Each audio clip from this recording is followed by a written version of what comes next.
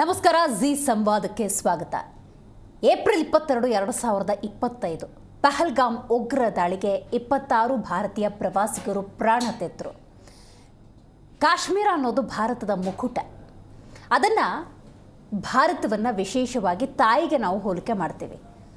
ತಲೆ ಅಂತ ನಾವು ಭಾರತದ ಕಾಶ್ಮೀರವನ್ನು ಕರಿತೀವಿ. ಅಂಥ ಒಂದು ಭಾವನಾತ್ಮಕ ಸಂಬಂಧ ಇದೆ. ಆ ಕಾಶ್ಮೀರದ ಸೌಂದರ್ಯವನ್ನು ಸವಿಯೋದಕ್ಕೆ ಭಾರತದಾದ್ಯಂತ ಹಲವು ಪ್ರವಾಸಿಗರು ಅವತ್ತು ಪಹಲ್ಗಾಮ್ಗೆ ತೆರಳಿದರು. ಊಹೆ ಕೂಡ ಮಾಡಿರಲಿಲ್ಲ. ಅದೆಲ್ಲೋ ಇದ್ದಂತಹ ಆಗಂತುಕರು ಇಟ್ಟದ್ದು ಗನ್ನನ್ನು ತಲೆಗೆ 0 ಪಾಯಿಂಟಲ್ಲಿ ಶೂಟ್ ಮಾಡಿ ಬಿಸಾಕಿದ್ರು. ಅಲ್ಲೇ ಇದ್ದಂತಹ ಆ ಮಹಿಳೆಯರು ಅಥವಾ ಪತ್ನಿಯರ ಎದುರೇ ತಮ್ಮ ಪತಿಯನ್ನು ಕಳೆದುಕೊಂಡಂತಹ ಜೀವಗಳು ಇವತ್ತಿಗೂ ಕೂಡ ಕಣ್ಣೀರಿಡ್ತಿದ್ದಾವೆ. ಪ್ರತೀಕಾರದ ಕಿಚ್ಚು ಅನ್ನೋದು ಭಾರತದಾದ್ಯಂತ ಹೆಚ್ಚಾಯಿತು. ಬೆಳಗಾಗೋದ್ರೊಳಗೆ ಆ ಪಾಕಿಸ್ತಾನವನ್ನು ಇರಲೇಬಾರದು ಅನ್ನುವಂಥ ಸ್ಪಷ್ಟ ಸಂದೇಶವನ್ನು ನಾಗರಿಕರು ಕೊಟ್ಟರು. ಆದರೆ ಮೇ 6ನೇ ತಾರೀಕುವರೆಗೂ, ಏಪ್ರಿಲ್ 22ರಿಂದ ಮೇ 6ನೇ ತಾರೀಕುವರೆಗೂ ಕೂಡ ಏನು ಮಾಡ್ತಾ ಇದೆ ಭಾರತ ಸರ್ಕಾರ? ರಕ್ಷಣಾ ಇಲಾಖೆ ಏನು ಮಾಡ್ತಾ ಇದೆ? ಇಂಥ ಅನುಮಾನದ ಪ್ರಶ್ನೆಗಳನ್ನೇ ಭಾರತೀಯರು ಇಟ್ಟುಕೊಳ್ಳಬೇಕಾಯಿತು. ಅಂಥ ಯಾವುದೇ ಡೆವಲಪ್ಮೆಂಟ್ ಆಗ್ತಿಲ್ವ ಅನ್ನುವಂಥ ಪ್ರಶ್ನೆ ಉದ್ಭವಿಸಿತ್ತು. ಆದರೂ ಕೇಂದ್ರ ಸರ್ಕಾರ ರಾಜತಾಂತ್ರಿಕವಾಗಿ ಪಾಕಿಸ್ತಾನವನ್ನು ಕಟ್ಟಿಹಾಕುವ ಎಲ್ಲ ಪ್ರಯತ್ನವನ್ನು ಮಾಡ್ತು. 6 ಪ್ರಮುಖ ಒಪ್ಪಂದಗಳನ್ನು ಬ್ರೇಕ್ ಮಾಡ್ತು. ಇಷ್ಟೇ ಸಾಕಾ? ಇಲ್ಲ. ಪ್ರತೀಕಾರದ ಕಿಚ್ಚು ಅನ್ನೋದು ಹೆಚ್ಚಾಗ್ತಿತ್ತು. ಭಾರತೀಯರ ರಕ್ತ ಕುದೀತಾ ಇತ್ತು. ನಿನ್ನೆ ಒಂದು ಅನೌನ್ಸ್ಮೆಂಟ್ ಆಗುತ್ತೆ, ಮಾಕ್ ಡ್ರಿಲ್. ಏನದು ಮಾಕ್ ಡ್ರಿಲ್ ಅಂತ ನೋಡೋದಾದರೆ, ಯಾವುದೇ ಕ್ಷಣದಲ್ಲಿ ಯುದ್ಧ ಸಂಭವಿಸುವಂತಹ ಸಾಧ್ಯತೆಗಳಿದ್ದಾಗ ಒಂದು ಸೈರನ್ ಆಗುತ್ತೆ. ಆ ಸೈರನ್ ಆದಾಗ ಜನಸಾಮಾನ್ಯರು ಏನು ಮಾಡಬೇಕು ಅನ್ನುವಂತಹ ಒಂದು ಟ್ರೈನಿಂಗ್, ತರಬೇತಿಯನ್ನು ಮೇ 7 ಸಂಜೆ 4 ಗಂಟೆಗೆ ಮಾಡ್ತೀವಿ ಅಂತ ಹೇಳಿ ಒಂದು ಸೂಚನೆಯನ್ನು ಗೃಹ ಇಲಾಖೆ ಕಡೆಯಿಂದ ಹೊರಡಿಸ್ತಾರೆ. ಆ ನಿಟ್ಟಿನಲ್ಲಿ ಭಾರತದಾದ್ಯಂತ ಭಾರತೀಯರು ತಯಾರಾಗಿದ್ದು ಆ ಮಾಕ್ ಡ್ರಿಲ್ಗೆ ಅಥವಾ ಸೈರನ್ ಆದಾಗ ಯಾವ ರೀತಿ ಪ್ರತಿಯೊಬ್ಬರು ಜನಸಾಮಾನ್ಯರು ನಡೆದುಕೊಳ್ಬೇಕು ಅನ್ನೋದಕ್ಕೆ ಅಣಕು ಪ್ರದರ್ಶನ ಆಗುತ್ತಲ್ಲ, ಅದಕ್ಕೆ ತಯಾರಿಯನ್ನು ನಡೆಸ್ತಾ ಇದ್ರು. ಪಾಕಿಸ್ತಾನ ಕೂಡ ಹಾಗೆ ಅಂದುಕೊಳ್ತು. ಯುದ್ಧಕ್ಕೆ ತಯಾರಿಯನ್ನು ಮಾಡ್ತಿದ್ದಾರೆ. ಇವರಲ್ಲಿ ಏರ್ ಸ್ಟ್ರೈಕನ್ನು ಮಾಡ್ತಾರೆ, ಇವರಲ್ಲಿ ಸರ್ಜಿಕಲ್ ಸ್ಟ್ರೈಕನ್ನು ಮಾಡ್ತಾರೆ, ಇವರಲ್ಲಿ ಸೇನೆಯ ಮೂಲಕ ನುಗ್ಗಿ ಹೊಡಿತಾರೆ ಅನ್ನುವಂತಹ ಒಂದು ಕ್ಲಾರಿಟಿಯನ್ನು ಪಾಕಿಸ್ತಾನ ಪಡೆದುಕೊಳ್ಳಿತ್ತು. ಅಷ್ಟರಲ್ಲೇ ಮಧ್ಯರಾತ್ರಿ ಮಂಗಳವಾರದಿಂದ ಬುಧವಾರಕ್ಕೆ ಟರ್ನ್ ಆಗುವ ಆ ರಾತ್ರಿಯ ಸಮಯದಲ್ಲಿ 1 ಗಂಟೆ 5 ನಿಮಿಷದಿಂದ 1:15 ಸುಮಾರಿಗೆ ಆಗುತ್ತೆ ನೋಡಿ ಏರ್ ಸ್ಟ್ರೈಕ್. ಏನು ಹೆಸರು? ಆಪರೇಷನ್ ಸಿಂಧೂರ. ಕಾರಣ ಏನು ಅಂತ ನಾವು ನೋಡ್ತಾ ಹೋಗೋದಾದರೆ, ಭಾರತದ ಹೆಣ್ಣು ಮಕ್ಕಳ ಆ ಸಿಂಧೂರವನ್ನು ಅಳಿಸಿದ್ದಕ್ಕೆ ಆಪರೇಷನ್ ಸಿಂಧೂರದ ಮೂಲಕ ಪ್ರತೀಕಾರವನ್ನು ಕೊಡಲಾಯಿತು. ಸದ್ಯಕ್ಕಿರುವಂಥ ಮಾಹಿತಿಯ ಪ್ರಕಾರ 70ಕ್ಕೂ ಹೆಚ್ಚು ಆ ಉಗ್ರರು ಹತರಾಗಿದ್ದಾರೆ. ಜೊತೆಗೆ 9 ಉಗ್ರರ ಅಡಗು ತಾಣವನ್ನು ಹೆಡೆಮುರಿ ಕಟ್ಟಲಾಗಿದೆ ಅಂತ ಪಾಕಿಸ್ತಾನ ಈ ನಿಟ್ಟಿನಲ್ಲಿ ಯಾವ ಸ್ಟೇಟ್ಮೆಂಟ್ ಕೊಡುತ್ತೆ, ಮುಂದಿನ ಹೆಜ್ಜೆ ಯಾವ ರೀತಿ ಇರುತ್ತೆ, ಅಂತಾರಾಷ್ಟ್ರೀಯ ಮಟ್ಟದಲ್ಲಿ ಅನುಕಂಪವನ್ನು ಗಿಟ್ಟಿಸಿಕೊಳ್ಳೋದಕ್ಕೆ ಯಾವ ರೀತಿಯ ಪ್ರಯತ್ನವನ್ನು ಮಾಡುತ್ತೆ ಅನ್ನೋದನ್ನು ಕೂಡ ಇವತ್ತು ನಾವು ನೋಡಬೇಕು. The next move of Bharat ಏನಿರಬಹುದು ಅನ್ನೋದ್ರ ಬಗ್ಗೆ ಒಂದಷ್ಟು ಕುತೂಹಲ ಡೆಫಿನೆಟ್ಲಿ ಇದ್ದೇ ಇದೆ. ಆ ಬಗ್ಗೆ ಇವತ್ತು ಚರ್ಚೆ ಮಾಡೋಣ. ನಾನು ದಿವ್ಯಶ್ರೀ.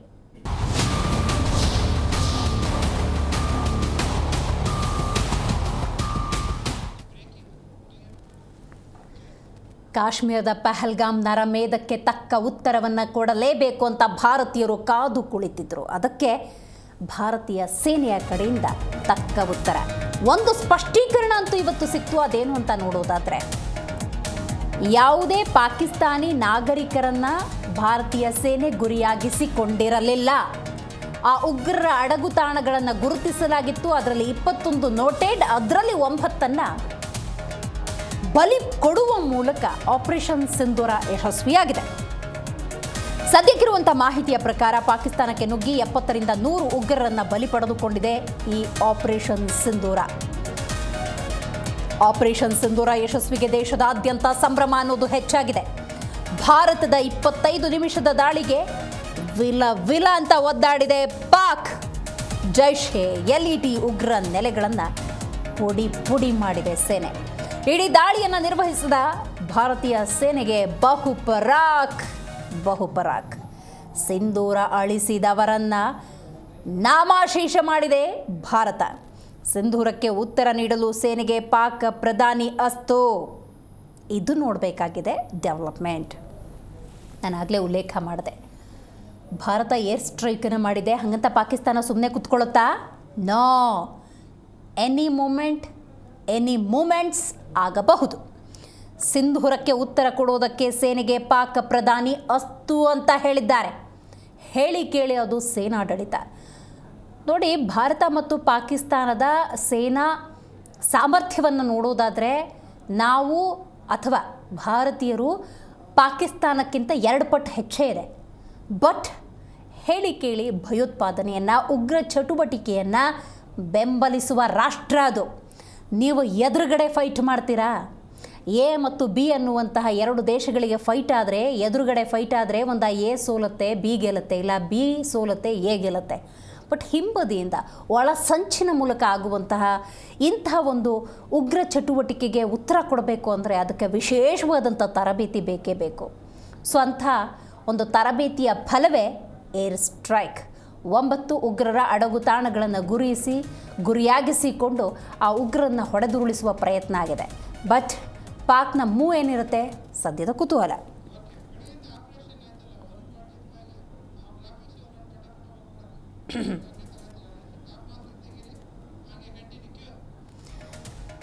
ನೋಡಿ, ನಾವು ಒಂದೊಂದೇ ವಿಚಾರವನ್ನು ಗಮನಿಸಬೇಕು.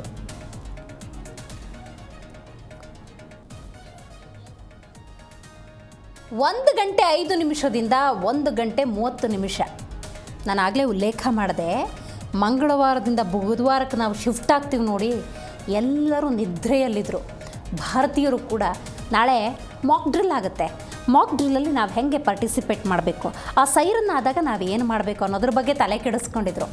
ಅಂದರೆ ಮಾಕ್ ಡ್ರಿಲ್ನ ಅನುಭವ ಈ ಕಳೆದ 20 ವರ್ಷಗಳಲ್ಲಿ ಅಂಥ ಎಕ್ಸ್ಪೀರಿಯನ್ಸ್ ಯಾರಿಗೂ ಆಗಲಿಲ್ಲ. ನ್ಯೂ ಜನ್ರೇಷನ್ ಅಥವಾ ನ್ಯೂ ಪಾಪ್ಯುಲೇಷನ್ನೇ ಇರೋದ್ರಿಂದಾಗಿ ವಾಟ್ ಈಸ್ ಮಾಕ್ ಡ್ರಿಲ್? ಈ NSS, NCC ಅವರು, ಪೊಲೀಸವರು, ಡಾಕ್ಟರ್ಸು ಎಲ್ಲ ಇನ್ವಾಲ್ವ್ ಆಗ್ತಾರಂತೆ. ಹೆಂಗಪ್ಪ ಅಂತ ಯೋಚನೆ ಮಾಡ್ತಿರುವ ನಡುವೆ ರಾತ್ರಿ ನೋಡಿ ಆಯಿತು ಏರ್ ಸ್ಟ್ರೈಕ್. 1 ಗಂಟೆ 5 ನಿಮಿಷದಿಂದ 1 ಗಂಟೆ 30 ನಿಮಿಷದ ಒಳಗಾಗಿ ನಡೆದಂತಹ ಏರ್ ಸ್ಟ್ರೈಕ್ ಅದು. 21 ಪರ್ಟಿಕ್ಯುಲರ್ ಆಗಿ ಸಿಕ್ಕಿದ್ದಂತಹ ಅಡಗುತಾಣಗಳು, ಅದರಲ್ಲಿ 9 ಹೊಡೆದುರುಳಿಸಲಾಗಿದೆ. ಅಲ್ಲಿ ಎಷ್ಟು ಮಂದಿ ಇದ್ದಾರೆ, ಎಷ್ಟು ಆ ಉಗ್ರರು ಹತರಾಗಿದ್ದಾರೆ, ಅದರ ಬಗ್ಗೆ ಅಧಿಕೃತ ಮಾಹಿತಿ ಈಗಂತೂ ಲಭ್ಯ ಇಲ್ಲ. ಡೇ ಬೈ ಡೇ ಅದರ ಬಗ್ಗೆ ಕೂಡ ಮಾಹಿತಿ ಲಭ್ಯವಾಗುತ್ತೆ. ಬಟ್ 9 ಕಡೆ ನಡೆದಂತಹ ದಾಳಿ ಅದು. ಆ ನಂತರ ಏನಾಯಿತು ಅನ್ನೋದು ಬಹಳ ಮುಖ್ಯ. ನೋಡಿ, ಇಂಥ ದಾಳಿಯಾದ ಸಂದರ್ಭದಲ್ಲಿ ಕೆಲವೊಂದು ವಿಜುವಲ್ಸಲ್ಲಿ ನೀವೇ ಗಮನಿಸಿರ್ತೀರಿ. ಯಾಕಂದರೆ ಅಲ್ಲೆಲ್ಲೋ ಇರುವಂಥ ಮಸೀದ್ಗಳು ಇವತ್ತು ಮಸೀದ್ಗಳಾಗಿ ಉಳ್ಕೊಂಡಿಲ್ಲ. ಮಸೀದಿಗಳಾಗಿ ಪಾಕಿಸ್ತಾನದಲ್ಲಿ ಅಥವಾ POK ಆ ಲ್ಯಾಂಡ್ಗಳಲ್ಲಿ LOC ಕಂಟ್ರೋಲಲ್ಲಿ ಇಲ್ಲವೇ ಇಲ್ಲ. ನೋಡಿ, ಅವೆಲ್ಲವೂ ಕೂಡ ಉಗ್ರ ಚಟುವಟಿಕೆಯ ತಾಣ ಆಗಿದೆ. ಉಗ್ರರನ್ನು ತಯಾರು ಮಾಡುವಂಥ ತಾಣಗಳಾಗಿದ್ದಾವೆ. ದಾಳಿ ಆಗ್ತಾ ಇದ್ದಂತೆ ಭಾರತಕ್ಕೆ 2:17ಕ್ಕೆ ಪಾಕಿಸ್ತಾನ ಒಂದು ಎಚ್ಚರಿಕೆಯ ಸಂದೇಶವನ್ನು ರವಾನೆ ಮಾಡುತ್ತೆ. ಇದು ನೋಡಿ ಡೆವಲಪ್ಮೆಂಟ್. ಈಗ ಏರ್ ಸ್ಟ್ರೈಕ್ ಆಯಿತು ಅಂತ ಹೇಳಿದ್ರೆ ಸುಮ್ಮನೆ ಕೂತ್ಕೊಳ್ಳುವಂಥ ದೇಶ ಪಾಕಿಸ್ತಾನ ಅಲ್ಲವೇ ಅಲ್ಲ. ಭಾರತಕ್ಕೆ ಎಚ್ಚರಿಕೆಯ ಸ್ಪಷ್ಟ ಸಂದೇಶವನ್ನು ರವಾನೆ ಮಾಡಿದೆ. ರೈಟ್ ನಾವು ಹೇಗಿದೆ ಅಂತ ಹೇಳಿದ್ರೆ, ಆಪರೇಷನ್ ಸಿಂಧೂರಕ್ಕೆ ಉತ್ತರ ನೀಡುವುದಕ್ಕೆ ಸೇನೆಗೆ ಪಾಕ್ ಪ್ರಧಾನಿ ಕೂಡ ಅಸ್ತು ಅಂತ ಹೇಳಿದ್ದಾರೆ. 2 ಗಂಟೆ 21 ನಿಮಿಷ ಆಯಿತು. ಭಾರತದ POKಯಲ್ಲಿ 3 ಕಡೆ ದಾಳಿ ಮಾಡಿದ ಬಗ್ಗೆ ಪಾಕ್ ಕೂಡ ದೃಢಪಡಿಸುತ್ತೆ. ನೋಡಿ, ಆಸ್ ಪರ್ ಇಂಡಿಯನ್ ಆರ್ಮಿ ಇವತ್ತು 2 ಮಹಿಳಾ ಅಧಿಕಾರಿಗಳು ಸುದ್ದಿಗೋಷ್ಠಿಯನ್ನು ನಡೆಸಿ, ನೋಡಿ ಮಹಿಳಾ ಅಧಿಕಾರಿಗಳು ಸುದ್ದಿಗೋಷ್ಠಿಯನ್ನು ನಡೆಸಿ ಏನೇನಾಯಿತು ಅಂತ ಹೇಳಿದ್ರು. ಇವತ್ತು ಪಾಕ್ನಿಂದ ಯಾವ ರೀತಿ ಪ್ರತ್ಯುತ್ತರ ಬರಬಹುದು ಅನ್ನುವಂಥ ಕುತೂಹಲ ಹಾಗೇ ಇದೆ, ಪ್ರಶ್ನೆ ಹಾಗೇ ಇದೆ. ಜನಸಾಮಾನ್ಯರು ಸಂಪೂರ್ಣ ಸಹಕಾರವನ್ನು ನೀಡಬೇಕು. ನೋಡಿ, 2:28 ಆಯಿತು. ಆ ಸಮಯದಲ್ಲಿ ಅಮೆರಿಕಕ್ಕೆ ಭಾರತ ಒಂದು ಸಂದೇಶವನ್ನು ರವಾನೆ ಮಾಡುತ್ತೆ. ಹೌದು, ಏರ್ ಸ್ಟ್ರೈಕ್ ಆಗಿದೆ, ನಾವೇ ಏರ್ ಸ್ಟ್ರೈಕನ್ನು ಮಾಡಿದ್ದೀವಿ, ಒಂದು ಕ್ಲಾರಿಟಿಯನ್ನು ಕೊಡಬೇಕು ಆ ನಿಟ್ಟಿನಲ್ಲಿ ಕೊಟ್ಟಿದೆ. ರಾಜನಾಥ್ ಸಿಂಗ್ರಿಂದ ಭಾರತ್ ಮಾತಾ ಕಿ ಜೈ ಅನ್ನುವಂಥ ಟ್ವೀಟ್ 2:46 ಸೊ ಈ ಆಪರೇಷನ್ ಸಿಂಧೂರ ಏನಿತ್ತು ಅದು ಯಶಸ್ವಿಯಾದ ಬಗ್ಗೆ ಸೇನೆಯ ಕಡೆಯಿಂದ ಒಂದು ಕ್ಲಾರಿಟಿ ರಕ್ಷಣಾ ಸಚಿವರಿಗೆ ಬರುತ್ತೆ. ಅದನ್ನು ಟ್ವೀಟ್ ಮುಖಾಂತರ ಹಾಕ್ತಾರೆ. 2 ಗಂಟೆ 50 ನಿಮಿಷ ಆಯಿತು. ರಷ್ಯಾ ಇಂಗ್ಲೆಂಡ್ಗೆ ಭಾರತದಿಂದ ದಾಳಿಯ ಬಗ್ಗೆ ಮಾಹಿತಿಯನ್ನು ಕೊಡ್ತಾರೆ. ಯಾಕಂದರೆ ಅಂತಾರಾಷ್ಟ್ರೀಯ ಮಟ್ಟದಲ್ಲಿ ತಮ್ಮ ಸ್ನೇಹಪರ ಇರುವಂಥ ರಾಷ್ಟ್ರಗಳಿಗೆ ಮಾಹಿತಿಯನ್ನು ರವಾನೆ ಮಾಡಬೇಕು, ಇಲ್ಲಾಂದರೆ ತಪ್ಪಾಗಿ ಹೋಗುತ್ತೆ. ಮತ್ತೆ ಒಂದು ಕ್ಲಾರಿಟಿಯನ್ನು ಕೊಡಬೇಕು. ಏನು ಅಂದರೆ, ಭಾರತೀಯ ಸೇನೆ ಇರ್ಬೋದು ಅಥವಾ ಭಾರತ ಸರ್ಕಾರ ಇರ್ಬೋದು, ನಮ್ಮ ಉದ್ದೇಶ ಆ ಉಗ್ರರನ್ನು ಹೆಡೆಮುರಿ ಕೊಟ್ಟೋದು, ಆ ಉಗ್ರ ಚಟುವಟಿಕೆಗಳನ್ನು ಬಂದ್ ಮಾಡೋದು, ಈ ನಿಟ್ಟಿನಲ್ಲಿ ಮಾಡಿದಂಥ ಏರ್ ಸ್ಟ್ರೈಕ್ ಇದು ಅಂತ ಹೇಳಬೇಕಾಗತ್ತೆ. ಅದನ್ನು ಮಾಡಿದೆ. ಇನ್ನು ಸೇನಾ ವಕ್ತಾರ ಲೆಫ್ಟಿನೆಂಟ್ ಜನರಲ್ ಅಹಮದ್ ಶರೀಫ್ ಚೌಧರಿಯಿಂದ ಒಂದು ಸ್ಪಷ್ಟನೆ ಕೂಡ ಲಭ್ಯವಾಗುತ್ತೆ. ಇದನ್ನು ಕೂಡ ನಾವಿಲ್ಲಿ ಗಮನಿಸಬೇಕು. ಮತ್ತು ಇಲ್ಲಿ 9 ಕಡೆ ದಾಳಿ ಅಂದಾಗ ಪಾಕ್ ಕಡೆಯಿಂದ ಬಂದಿರುವಂಥ ಉತ್ತರ 3 ಕಡೆ ಅಷ್ಟೇ ಆಗಿದೆ ಅನ್ನುವಂಥ ಕ್ಲಾರಿಟಿಯನ್ನು ಕೊಡ್ತಾ ಇದೆ. ಅಂದರೆ ಅಂತಾರಾಷ್ಟ್ರೀಯ ಮಟ್ಟದಲ್ಲಿ ಪಾಕಿಸ್ತಾನದ ಬಣ್ಣ ಬಯಲಾಗುತ್ತೆ, ಭದ್ರತೆಯ ವೈಫಲ್ಯವನ್ನು ಅನುಭವಿಸಿದೆ ಅನ್ನುವಂಥ ಸಂದೇಶ ಎಲ್ಲಿ ರವಾನೆ ಆಗುತ್ತೆ ಅಂತ ಹೇಳಿ ಹಾಗೆ ಹೇಳ್ಕೊಳ್ಳುತ್ತೆ ಪಾಕಿಸ್ತಾನ ನಡೆಸಿದ ಗುಂಡಿನ ದಾಳಿಯಲ್ಲಿ ಭಾರತದ 3 ನಾಗರಿಕರು ಸಾವಿಗೀಡಾಗಿದ್ದಾರೆ. ಹೌದು, ರಿಟರ್ನ್ ಫೈರ್ ಆಯಿತು ಅಲ್ಲಿ. ಸೊ ನಾನು ಆಗಲೇ ಹೇಳ್ತಾ ಇದ್ದೆ, ಪಾಕಿಸ್ತಾನ ಅದು ಅದನ್ನು ಸುಮ್ಮನೆ ಕೂತ್ಕೊಳ್ಳೋದಿಲ್ಲ. ಏನೋ ದಾಳಿ ಆಯಿತು ಅಂದರೆ ಪ್ರತಿ ದಾಳಿ ಮಾಡಲಿಲ್ಲ ಅಂದರೆ ಅದು ಪಾಕಿಸ್ತಾನ ಅಲ್ವೇ ಅಲ್ಲ. And it is not exactly ಭಾರತೀಯ ಸೇನೆಯನ್ನು ಇಲ್ಲಿ ಗಡಿಯಲ್ಲಿ ಯುದ್ಧಕ್ಕೆ ಬಿಟ್ಟಿಲ್ಲ. ಇಟ್ ಈಸ್ ಏರ್ ಸ್ಟ್ರೈಕ್, ಉಗ್ರರ ಅಡಗು ತಾಣಗಳನ್ನು ಗುರಿಯಾಗಿಸಿಕೊಂಡು ಮಾಡಿರುವಂಥ ದಾಳಿ ಇದು. ಅದಕ್ಕೆ ಪ್ರತಿದಾಳಿ ಕೂಡ ಆಗತ್ತೆ. ಸೊ ಆಗ ಭಾರತದ 3 ನಾಗರಿಕರು ಕೂಡ ಸಾವನ್ನಪ್ಪಿದ್ದಾರೆ ಅನ್ನುವಂಥ ಮಾಹಿತಿ ಕೂಡ ಲಭ್ಯವಾಗಿದೆ.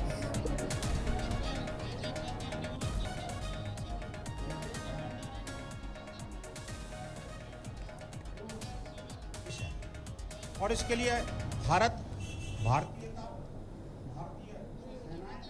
ನೋಡಿ, ಪಹಲ್ಗಾಮ್ ಉಗ್ರ ದಾಳಿಯಾದ ಸಂದರ್ಭದಲ್ಲಿ ಭಾರತದಾದ್ಯಂತ ಆಕ್ರೋಶದ ಕಿಚ್ಚು ಅನ್ನೋದು ಹೆಚ್ಚಾಗಿತ್ತು.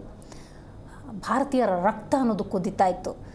ಏನಾದರೂ ಪ್ರತೀಕಾರ ತಗೊಳ್ಳೇಬೇಕಲ್ಲ ಅಂತಾಗ ನಾಗರಿಕರಿಗೆ ಹೇಗೆ ಸಾಧ್ಯ? ನಂಬಿದ್ದು ಕೇಂದ್ರ ಸರ್ಕಾರವನ್ನು, ನಂಬಿದ್ದು ಭಾರತೀಯ ಸೇನೆಯನ್ನು. ಮತ್ತು ಕೇಂದ್ರ ಸರ್ಕಾರದಿಂದ ಯಾವ ರೀತಿಯ ಇನ್ಸ್ಟ್ರಕ್ಷನ್ ಸೇನಾ ಪಡೆಗೆ ಹೋಗುತ್ತೆ ಅನ್ನುವಂಥ ಕುತೂಹಲ ಕೂಡ ಇತ್ತು. ಡೆಫಿನೆಟ್ಲಿ ಕಳೆದ 3-4 ದಿವಸದ ಹಿಂದೆ ಸೇನಾ ಮುಖ್ಯಸ್ಥರ ಜೊತೆ ಪ್ರಧಾನಿ ನರೇಂದ್ರ ಮೋದಿ ಮಾತಾಡಿದಾಗ ನಾನು ಹಲವು ಎಕ್ಸ್ಪರ್ಟ್ ಜೊತೆ ಇದೇ ವೇದಿಕೆಯಲ್ಲಿ ಚರ್ಚೆಯನ್ನು ನಡೆಸಿದೆ. ಯಾವ ರೀತಿ ಚರ್ಚೆಗಳಾಗ್ತವೆ, ಯುದ್ಧವನ್ನೇ ಘೋಷಣೆ ಮಾಡಿಬಿಡ್ತಾರಾ ಅಥವಾ ಎನಿ ಸ್ಟ್ರೈಕ್ಸ್ ಆಗ್ಬೋದಾ ಅಂತ. ಅವ್ರು ಹೇಳ್ತಾ ಇದ್ರು ಒಂದೇ ಒಂದು ಮಾತು, ಸೇನೆಯನ್ನು ನೇರವಾಗಿ ನುಗ್ಗಿಸೋದಕ್ಕಿಂತ ಅಥವಾ ಬಾಲಾಕೋಟ್ ಸರ್ಜಿಕಲ್ ಸ್ಟ್ರೈಕ್ಗಳಿಗಿಂತ ದೊಡ್ಡ ಮಟ್ಟದಲ್ಲಿ ಆಗುತ್ತೆ, ಸೇನೆಯನ್ನು ನುಗ್ಗಿಸುವಂಥ ಪ್ರಯತ್ನಗಳಾಗೋದಿಲ್ಲ, ಮಿಡಲ್ ವರ್ಷನ್ ಆಗ್ಬೋದು ಅಂತ ಹೇಳಿದರು. ಡೆಫಿನೆಟ್ಲಿ ಅಂತಹದ್ದೇ ಒಂದು ಬೆಳವಣಿಗೆ ಆಗಿದೆ. 9 ಉಗ್ರರ ಅಡಗು ತಾಣವನ್ನು ಹೆಡೆಮುರಿ ಕಟ್ಟುವಲ್ಲಿ ಆಪರೇಷನ್ ಸಿಂಧೂರ ಯಶಸ್ವಿಯಾಗಿದೆ. ರೈಟ್, ಈ ಬಗ್ಗೆ ಕಂಪ್ಲೀಟ್ ಡೀಟೇಲ್ಸನ್ನು ಕೊಡೋದಕ್ಕೆ ನಮ್ಮ ಜೊತೆ ಇದೀಗ ಜಾಯ್ನ್ ಆಗಿದ್ದಾರೆ ನಿವೃತ್ತ ಕರ್ನಲ್ ಎಜೆ ಭಂಡಾರಿ ಅವರು. ಝೂಮ್ನಿಂದ ಕನೆಕ್ಟ್ ಆಗಿದ್ದಾರೆ. ಸರ್ ನಮಸ್ಕಾರ. ಸರ್, ನನ್ನ ಧ್ವನಿ ನಿಮಗೆ ಕೇಳಿಸ್ತಾ ಇದ್ರೆ ಮೊದಲನೇದಾಗಿ ಆಪರೇಷನ್ ಸಿಂಧೂರ ಅನ್ನುವಂತಹ ಒಂದು ಕಾರ್ಯಾಚರಣೆ ನಡೆದಿದೆ, ಮೊದಲ ರಿಯಾಕ್ಷನ್?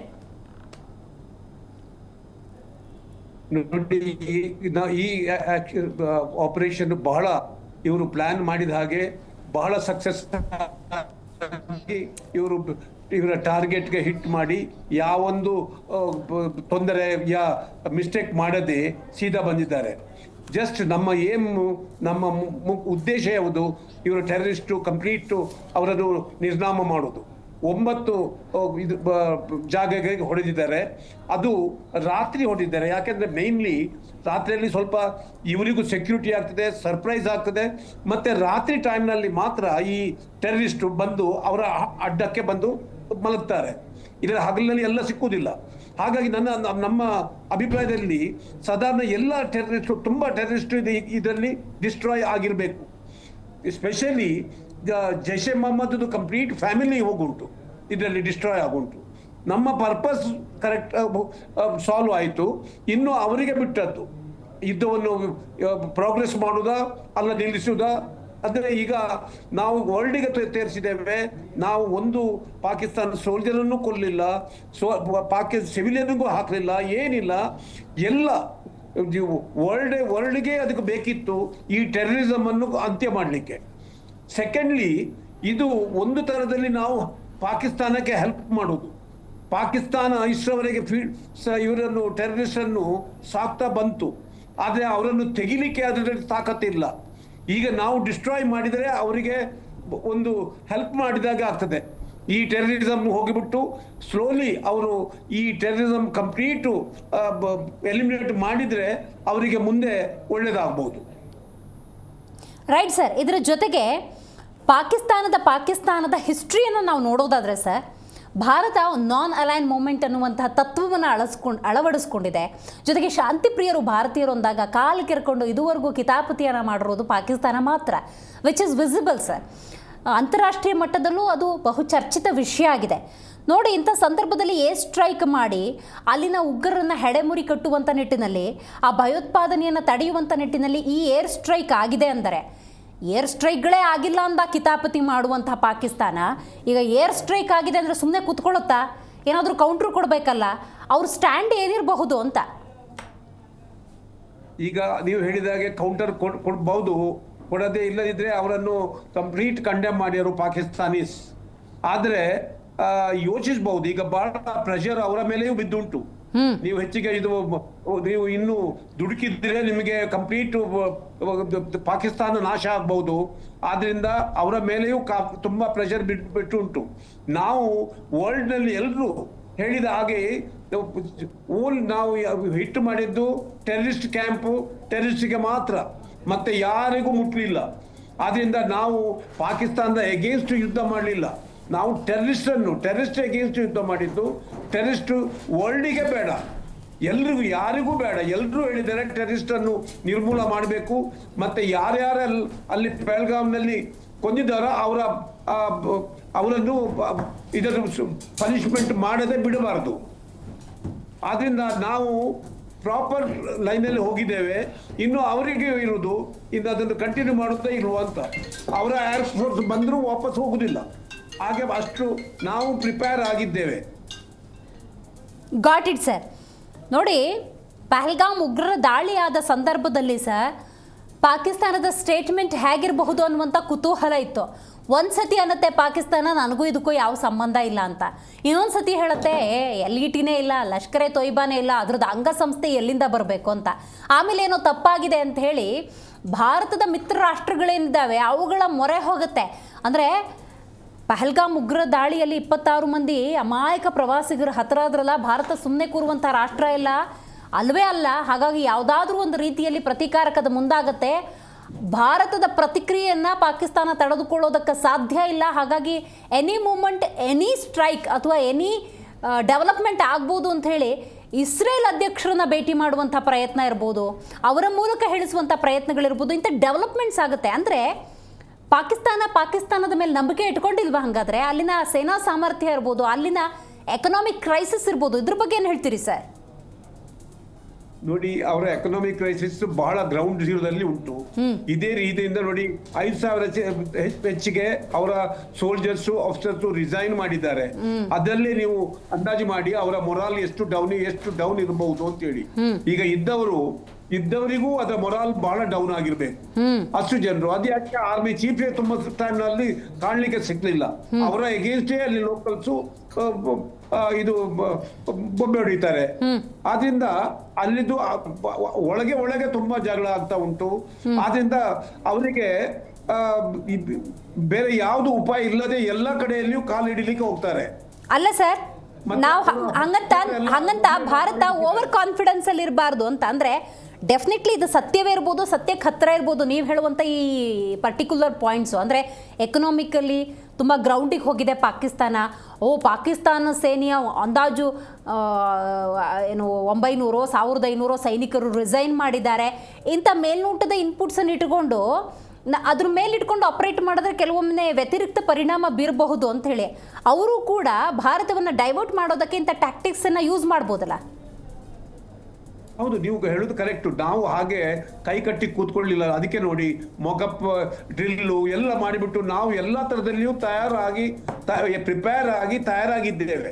ನಾವು ಅವರನ್ನು ಲೈಟ್ಲಿ ತಗೊಳ್ಳುವುದಿಲ್ಲ. ಅಂದ್ರೆ ಅವ್ರದ್ದು ಮೊದಲು ಮುಚ್ಚಿದ್ದು ಇದಿತ್ತು, ಹುಲ್ಲು ತಿಂದ್ರು ತಿಂದಾದ್ರೂ ನಾವು ಇಂಡಿಯಾವನ್ನು ಬಿಡುವುದಿಲ್ಲ ಅಂತ.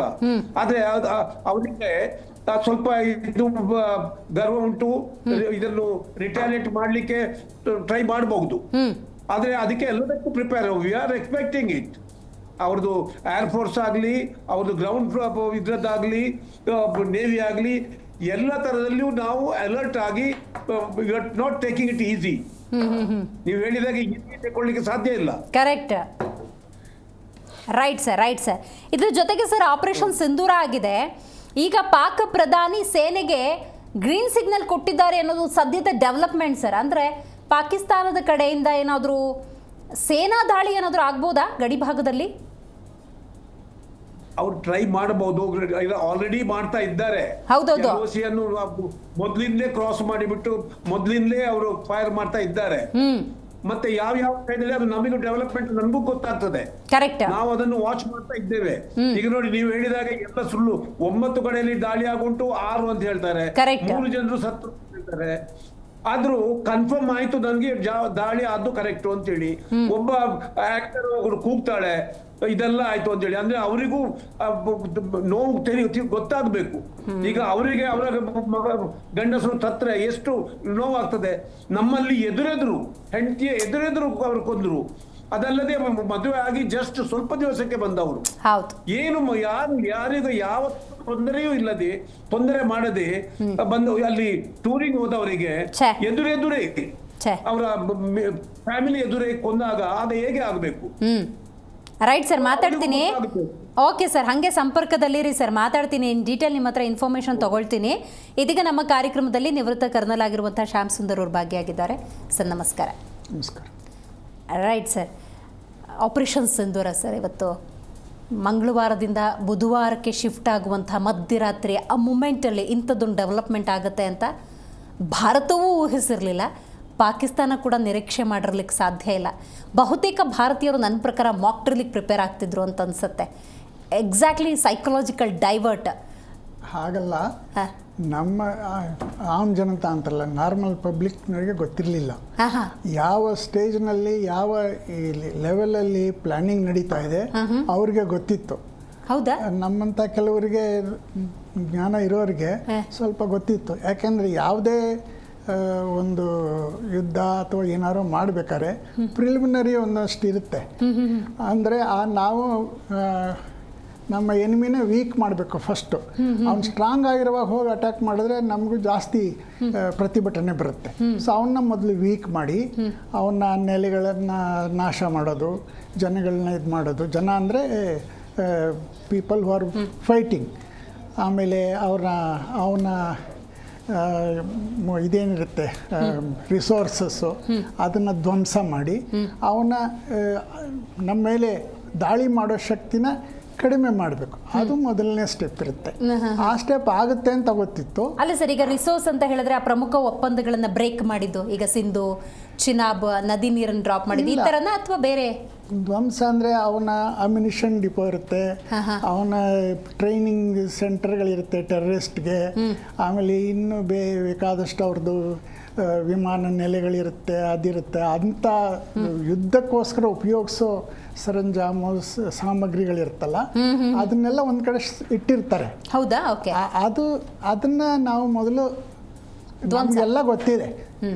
ನಮ್ಮ ಇಂಟೆಲಿಜೆನ್ಸ್ ಎಷ್ಟು ಚೆನ್ನಾಗಿದೆ ಅಂದರೆ ಅವ್ರು ಎಲ್ಲೆಲ್ಲಿ ಏನು ಇಟ್ಟಿದ್ದಾರೆ. ಈಗ ನೀವೇ ನೋಡಿ, ಸಿಂಧೂರ್ ಆಪರೇಷನ್ ಮಾಡಿದಾಗ ಎಲ್ಲೆಲ್ಲಿ ಎಷ್ಟು ಜನ ಇದ್ರು, ಏನಿತ್ತು, ಆ ಜೈಷೆ ಮೊಹಮ್ಮದ್ದು ಇದು ಎಲ್ಲ ಅವರ ಹೆಡ್ ಕ್ವಾರ್ಟರ್ಸ್ ಎಲ್ಲಿದೆ, ಅಲ್ಲಿ ಎಷ್ಟು ಜನ ಟ್ರೈನ್ ಆಗ್ತಾ ಇದ್ದಾರೆ ಎಲ್ಲ ಗೊತ್ತು. ನಿಮಗೆ ಬೇಹುಗಾರಿಕೆ ಅಂದರೆ ಏನಂದರೆ, ನಾವು ಇಲ್ಲಿ ಕೂತ್ಕೊಂಡು ಮಾಡಲ್ಲ, ನಮ್ಮೂರಲ್ಲಿ ಬೇರೆ ಇರ್ತಾರೆ, ಮತ್ತು ಅವ್ರ ಕಡೆಯವರೇ ನಮಗೆ ಸಹಾಯ ಮಾಡೋರು ಇರ್ತಾರೆ. ನಮ್ಮಲ್ಲೂ ಇದೆ, ಅವ್ರ ಕಡೆಯವ್ರು ನಮ್ಮಲ್ಲೂ ಇದ್ದಾರೆ, ನಮ್ಮಲ್ಲೂ ಅವರು ಇರ್ತಾರೆ. ಇದು ಗ್ಲೋಬಲ್ ಲೆವೆಲಲ್ಲಿ ಭಾಳ ಬೇಹುಗಾರಿಕೆ ಅನ್ನೋದು ಒಂದು ಕಲೆ. ಸೊ ಅದರಲ್ಲಿ ನಮಗೆಲ್ಲ ಗೊತ್ತಿದೆ. ನೀವು ಆ ಮ್ಯಾಪ್ಗಳು ನೋಡಿದ್ರೆ ಸಿಂಧೂರ್ ಆಪರೇಷನ್ ಆಗಿದ್ದು ಎಲ್ಲ ಪಿನ್ ಪಾಯಿಂಟಾಗಿ ಇಲ್ಲಿದೆ ಅಂತ ಬೆಳಗ್ಗೆ ಬ್ರೀಫಿಂಗ್ ನೋಡಿರ್ಬೋದು ನೀವು. ಅದರಲ್ಲೂ ಹೇಳ್ತಾರೆ ಇಷ್ಟು ಕಿಲೋಮೀಟರ್ ದೂರದಲ್ಲಿತ್ತು, ಇಲ್ಲಿ ಇಷ್ಟು ಜನ ಟ್ರೈನಿಂಗ್ ಆಗ್ತಾ ಇದ್ರು ಅಂತ. ಸೊ ಅದನ್ನೆಲ್ಲ ಸಂಗ್ರಹ ಇದ್ದೇ ಇರುತ್ತೆ ನಮ್ಮ ಹತ್ರ, ನಿರಂತರ ಇರುತ್ತೆ. ಈಗಲ್ಲ, ಯಾವಾಗಲೂ ಇರುತ್ತೆ. ಈಗ ಅವರಲ್ಲಿ ಏನೇನು ಬದಲಾವಣೆಗಳಾಗ್ತಾ ಇದೆ, ಏನು ತಯಾರಿ ಆಗ್ತಾ ಇದೆ, ಅದು ನಮಗೆ ಮಾಹಿತಿ ಇರುತ್ತೆ. ಅದನ್ನ ನೋಡಿಕೊಂಡು ನಾವು ನಮ್ಮ ನೆಕ್ಸ್ಟ್ ಸ್ಟೆಪ್ನ ಮಾಡ್ತೀವಿ. ಈಗ ಅನ್ಸುತ್ತೆ ಸರ್ ನಮಗೆ, ಈಗ 22ನೇ ತಾರೀಕು ಆಗಿದ್ದು 6ನೇ ತಾರೀಕಾಯ್ತು, ಇವ್ರೇನೂ ಮಾಡ್ತಿಲ್ವಲ್ಲ, ಅದೇನೋ ರಾಜತಾಂತ್ರಿಕವಾಗ ಪಾಕಿಸ್ತಾನವನ್ನು ಕಟ್ಟಾಕ್ತಿದಾರಂತೆ. ಇಲ್ಲಿ ನೋಡಿದ್ರೆ ಭಾರತದಾದ್ಯಂತ ರಕ್ತ ಅನ್ನೋದು ಕುದೀತಾ ಇದೆ. ಕಡೆ ಪಕ್ಷ ಯುದ್ಧನಾರು ಮಾಡಬಾರ್ದಾ, ಏನಾದರೂ ಮಾಡಬಾರ್ದ ಅನ್ನೋ ಮೂಮೆಂಟ್ ಇತ್ತು. ಯುದ್ಧ ಅನ್ನೋದು ಒಂದು ಫುಟ್ಬಾಲ್ ಮ್ಯಾಚ್, ಕ್ರಿಕೆಟ್ ಮ್ಯಾಚ್ ಥರ ಅಲ್ಲ. ಹೋಗಿ ಗ್ರೌಂಡ್ ರೆಡಿ ಇದೆ, ನಮ್ಮ ಪ್ಲೇಯರ್ಗಳು ಇದ್ದಾರೆ, ಹೋಗಿ ಆಡೋದಲ್ಲ. ಆ ಜಾಗ ಗೊತ್ತಿರೋ ಜನ ಆಗಬೇಕು. ನಮ್ಮಲ್ಲಿರೋ ವಾಯುಸೇನೆ ಇದು ಅವೆಲ್ಲ ಒಂದು ಕೊಯಿಷನ್ ಕೋಆರ್ಡಿನೇಷನ್ ಆಗಬೇಕು. ಯಾರು ಎಲ್ಲಿ ಹೋಗಬೇಕು, ಏನು ಮಾಡಬೇಕು, ಒಂದು ಪ್ರತಿಯೊಂದು ಕರಾರುವಾಕ್ಕಾಗಿ ಗೊತ್ತಾಗಬೇಕು ಅವ್ರಿಗೆ. ಸುಮ್ಮನೆ ಈಗ ಎಲ್ಲೋ ಹೋಗ್ಬಿಟ್ಟು ಅಲ್ಲಿ ಕಾಯ್ತಾ ಇರೋದು ಏನಪ್ಪ ಮಾಡಲಿ ನೆಕ್ಸ್ಟ್ ಆ ಥರ ಅಲ್ಲ. ಹೌದು. ಪ್ರತಿಯೊಬ್ಬರು ತಮ್ಮ ಮುಂದಿನ ಹೆಜ್ಜೆ ಏನು ಅನ್ನೋದು ಗೊತ್ತಾಗಬೇಕು. ಅದಕ್ಕೆಲ್ಲ ಬ್ರೀಫಿಂಗ್ ಇರುತ್ತೆ, ಇದಿರುತ್ತೆ, ಒಂದು ಅದಕ್ಕೆ ಸಮಯ ಬೇಕು. ನಾವು ಸರಿಯಾಗಿ ನಾವು ಅವ್ರ ಮೇಲೆ ಇದು ಮಾಡಬೇಕು ಅಂದರೆ ಸ್ವಲ್ಪ ಸಮಯ ತಗೊಳ್ಬೇಕು. ಆ್ಯಕ್ಚುಲಿ ಹೇಳೋದಾದರೆ ಇದು ಸ್ವಲ್ಪ ಬೇಗಲೇ ಆಯಿತು. ಹೌದಾ? ಇಷ್ಟು ಬೇಗ ಆಗುತ್ತೆ ಅಂದ್ಕೊಂಡಿರಲಿಲ್ಲ. ನಿಮ್ಗೆ ಜ್ಞಾಪಕ ಇದ್ದರೆ ನಾನು ಈಗೊಂದು ವಾರದ ಹಿಂದೆ ಬಂದಿದ್ದೆ ನಿಮ್ಮ ಚಾನಲಲ್ಲಿ. ಆವಾಗ ಹೇಳಿದ್ದೆ ಕೆಲವು ವಾರಗಳಾಗ್ಬೋದು ಅಂತ. ಸೊ ಈ ಕೆಲವು ವಾರಗಳಾಯಿತು. ಸೊ ಇದು ಮೊದಲನೇ ಸ್ಟೆಪ್ಪು. ಈಗ ಅವರ ಪ್ರತಿಕ್ರಿಯೆ ಏನು ಅನ್ನೋದು ನೋಡಿಬಿಟ್ಟು ನಮ್ಮ ಮುಂದಿನ ಸ್ಟೆಪ್ ಇದೆ, ಅದನ್ನು ಮಾಡ್ತೀವಿ. ಓಕೆ, ರೈಟ್ ಸರ್, ಮಾತಾಡ್ತೀನಿ ನಿಮ್ಮ ಜೊತೆ. ಭಂಡಾರಿ ಸರ್, ನೀವು ಹೇಳಿ, ಆರಂಭದ ದಿನಗಳಲ್ಲಿ ರಾಜತಾಂತ್ರಿಕವಾಗಿ ಪಾಕಿಸ್ತಾನವನ್ನು ಭಾರತ ಕಟ್ಟಿ ಹಾಕುವಂತಹ ಪ್ರಯತ್ನವನ್ನು ಮಾಡ್ತಿದೆ. ಅಂದರೆ ಅಲ್ಲಿನ ಆರ್ಥಿಕತೆಯನ್ನು ಗಮನಿಸಿ, ಅಲ್ಲಿನ ನೀಡ್ಸನ್ನು ಗಮನಿಸಿ ಅದನ್ನು ಬ್ರೇಕ್ ಮಾಡಿಬಿಟ್ರೆ ಅವರನ್ನು ಒಂದು ಹಂತದಲ್ಲಿ ಒಂದು 20% ಹೊಡೆದಂಗಾಯಿತು. ಆಮೇಲೆ ಬೇಕಾದ್ರೆ ಉಳಿದಿದ್ದ ಸ್ಟ್ರೈಕ್ಗಳನ್ನು ನೋಡ್ಕೊಳ್ಳೋಣ ಅನ್ನೋ ನಿರ್ಧಾರ ಕೇಂದ್ರ ಸರ್ಕಾರ ಬಂದಿತ್ತು. Is it a right method? ಆ ವೇ ಕರೆಕ್ಟ್ ಅಂತ ನಾವು ಹೇಳ್ಬೋದಾ? ನೋಡಿ, ಶ್ಯಾಮ್ ಸುಂದರ್ ಹೇಳಿದಾಗೆ ನಾವು ತುಂಬಾ ಹೊಡೆತ ಕೊಟ್ಟಿದ್ದೇವೆ ಮೊದಲೇ. ಅದರಲ್ಲಿ ಸ್ವಲ್ಪ ಪ್ಯಾನಿಕ್ ಆಗಿದ್ದಾರೆ ಸಿವಿಲಿಯನ್ ಎಲ್ಲರೂ. ನಾವು ಸಿಂಧು ಇದು ರಿವರ್ದಾಗ್ಲಿ, ನಾವು ನಮ್ಮ ಟ್ರೀಟಿಯನ್ನು ಎಲ್ಲ ಕ್ಯಾನ್ಸಲ್ ಮಾಡೋದಾಗ್ಲಿ, ನೋ ಫಸ್ಟ್ ಇದು ನ್ಯೂಕ್ಲಿಯರ್ ಯೂಸ್ ಅದನ್ನ ಆಗಲಿ, ಎಲ್ಲ ತರದಲ್ಲೂ ನಾವು ಅವರಿಗೆ ಹೊಡೆದು ಎಲ್ಲ ಕನ್ಫ್ಯೂಸ್ ಮಾಡಿ ಅವರಿಗೆ ಎಲ್ಲ ಸಿವಿಲಿಯನ್ಗೆ ಎಲ್ಲ ಬೇರೆ ಬೇರೆ ತರದಲ್ಲಿ ಶಾಕ್ ಕೊಟ್ಟಿದ್ದೇವೆ. ಇದರಲ್ಲಿ ಸ್ವಲ್ಪ ಎಲ್ಲ ಡಿಸ್ಟರ್ಬ್ ಆಗುಂಟು. ನೀವು ನೋಡ್ಬೇಕು, ಆರ್ಮಿ ಚೀಫ್ ಅಗೇನ್ಸ್ಟ್ಗೆ ಅವರು ಲೋಕಲ್ಸ್ ಎದ್ದಿದ್ದಾರೆ. ಮತ್ತೆ ಇದು ಎಷ್ಟು ನೀವು ಹೇಳಿದಾಗೆ ನಮಗೆ 100% ನಾವು ಸತ್ಯ ಅಂತ ಹೇಳಲಿಕ್ಕೆ ಸಾಧ್ಯ ಇಲ್ಲ. ಅಂತೂ ತುಂಬಾ ಜನರು ಅಲ್ಲಿ ರಿಸೈನ್ ಮಾಡಿದ್ದಾರೆ. ರಿಸೈನ್ ಮಾಡ್ಬೇಕಾಗ್ತದೆ. ಗೊತ್ತು, ಇಂಡಿಯಾಕ್ಕೆ ಅವ್ರು ಅಗೇನ್ಸ್ಟ್ ಬಂದ್ರೆ ಅಷ್ಟು ಅವರಿಗೆ ಗೊತ್ತುಂಟು ಅದರ ಕ್ಯಾಶುಯಾಲಿಟಿ ಏನಾಗ್ತದೆ, ರಿಸಲ್ಟ್ ಏನಾಗ್ತದೆ ಅಂತ ಹೇಳಿ. ಮತ್ತೆ ಸೆಕೆಂಡ್, ಈಗ ನೋಡಿ ಅವರ ರಿಯಾಕ್ಷನ್ ಏನಿರಬಹುದು, ಎಲ್ಲಿಂದ ಬರಬಹುದು, ಇದೆಲ್ಲ ನಾವು ಪ್ಲಾನ್ ಮಾಡ್ತೇವೆ. ನಾವು ಜಸ್ಟ್ ಕೂತ್ಕೊಂಡಿಲ್ಲ ಇಲ್ಲಿ. ನಾವು ಈಗ ಒಂದು ಹೊಡೆದು ಬಿಟ್ಟು ಆರಾಮ್ನಲ್ಲಿ ಮಜಾ ಮಾಡುವ ಅಂತ ಹೇಳಿ ಹಾಗೆ ಅಲ್ಲ. ಈಗ ಇನ್ನೂ ನಮ್ದು ರಿಯಾಕ್ಷನು, ನಮ್ದು ಆಕ್ಷನು ಎಲ್ಲ ಆಲ್ರೆಡಿ ವರ್ಕ್ ಔಟ್. ಎಲ್ಲೆಲ್ಲಿ ಇವರು ಬರಬಹುದು, ಯಾವ್ಯಾವ ತರದಲ್ಲಿ ಬರಬಹುದು, ಎಲ್ಲೆಲ್ಲಿ ಇವರು ಏರ್ಫೋರ್ಸ್ ಯೂಸ್ ಮಾಡಬಹುದು, ಇದಕ್ಕೆಲ್ಲ ನಾವು ಪ್ರಿಪರೇಷನ್ ನಾವು ಆಂಟಿಸಿಪೇಟ್ ಮಾಡ್ತೇವೆ. ವಿತ್ ಆಲ್ ದಿ ಎಕ್ಸ್ಪೀರಿಯನ್ಸ್ ನಮಗೂ ಒಂದು ಇವರು ನಮ್ಮ ಶ್ಯಾಮ್ ಸುಂದರ್ ಹೇಳಿದಾಗೆ with the experience we can make out ಎಲ್ಲಿಂದ ಬರಬಹುದು, ಹೇಗೆ ಬರಬಹುದು, ಮತ್ತೆ ಯಾವ ತರದಲ್ಲಿ ಅವ್ರು ಯೂಸ್ ಮಾಡಬಹುದು. ಇದು ಅಲ್ಲದೆ ನಾವು ಗೆಸ್ಸಿಂಗ್ ಅಲ್ಲದೆ ಅಲ್ಲಿಂದ ಇಂಟೆಲಿಜೆನ್ಸ್ ಇನ್ಪುಟ್ ಬರ್ತಾ ಇರ್ತದೆ. ಆದ್ರಿಂದ ನಾವು ಸುಮ್ಮನೆ ಕೂತ್ಕೊಳ್ಳಿಲ್ಲ. We are expect.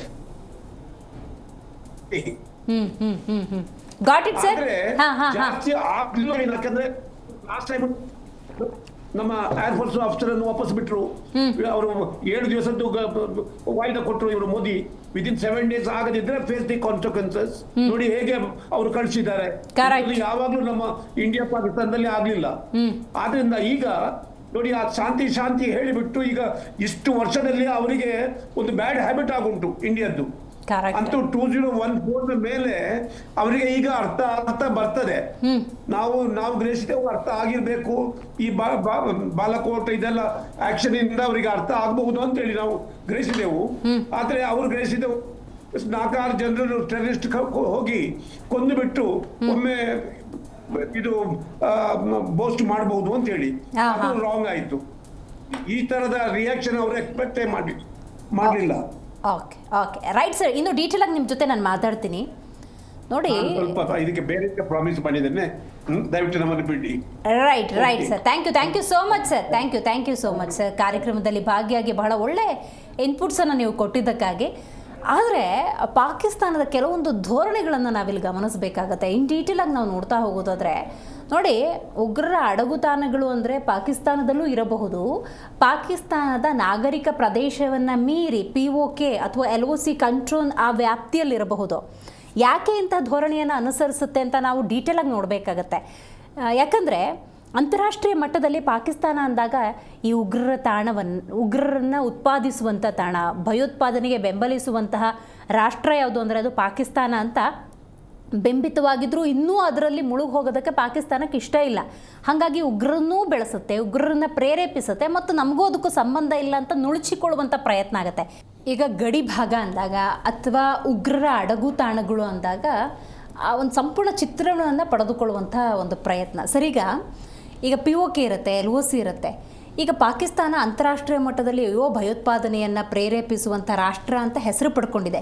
ಇನ್ನೇ ಆ ಲೇಬಲಲ್ಲಿ ಇಟ್ಕೊಳ್ಳೋಕೆ ಅವರೇನು ಇಷ್ಟಪಡಲ್ಲ. ಹಾಗಾಗಿ ಉಗ್ರರನ್ನು ಬೆಳೆಸ್ತಾರೆ. ಬಟ್ ಈ ನಾಗರಿಕ ಸಮಾಜ ಇರುತ್ತೆ ನೋಡಿ, ಅಲ್ಲೇನು ಅಡಗುತಾಣಗಳನ್ನು ಮಾಡ್ಕೊಳ್ಳಲ್ಲ. ಈ ಪರ್ಟಿಕ್ಯುಲರ್ ಪ್ಲೇಸಲ್ಲೇ ಯಾಕೆ ಮಾಡ್ತಾರೆ? ಆಮೇಲೆ ಕೆಲವು ಸತಿ ಇತರ ರಾಷ್ಟ್ರಗಳಿಂದ ನೀವೇನು ಹಿಂಗೆ ಮಾಡ್ತಿದ್ದೀರಾ ಅಂದರೆ ಅವ್ರು ನಮ್ಮವರಲ್ಲ, ಈ ಥರ ಸ್ಟೇಟ್ಮೆಂಟ್ ಕೊಡೋ ಚಾನ್ಸಸ್ಗಳು ಇರೋದಿಲ್ವಾ ಅಂತ. ನೀವು ಹೇಳೋದು ಭಾಗಶಃ ಸರಿ. ಏನಂದರೆ ಈಗ ಕೆಲವು ಒತ್ತಾಯಗಳಿರುತ್ತೆ ಅವ್ರ ಮೇಲೆ, ಮಾಡಲೇಬೇಕು ಅಂಥ ಸ್ಥಿತಿಗೆ.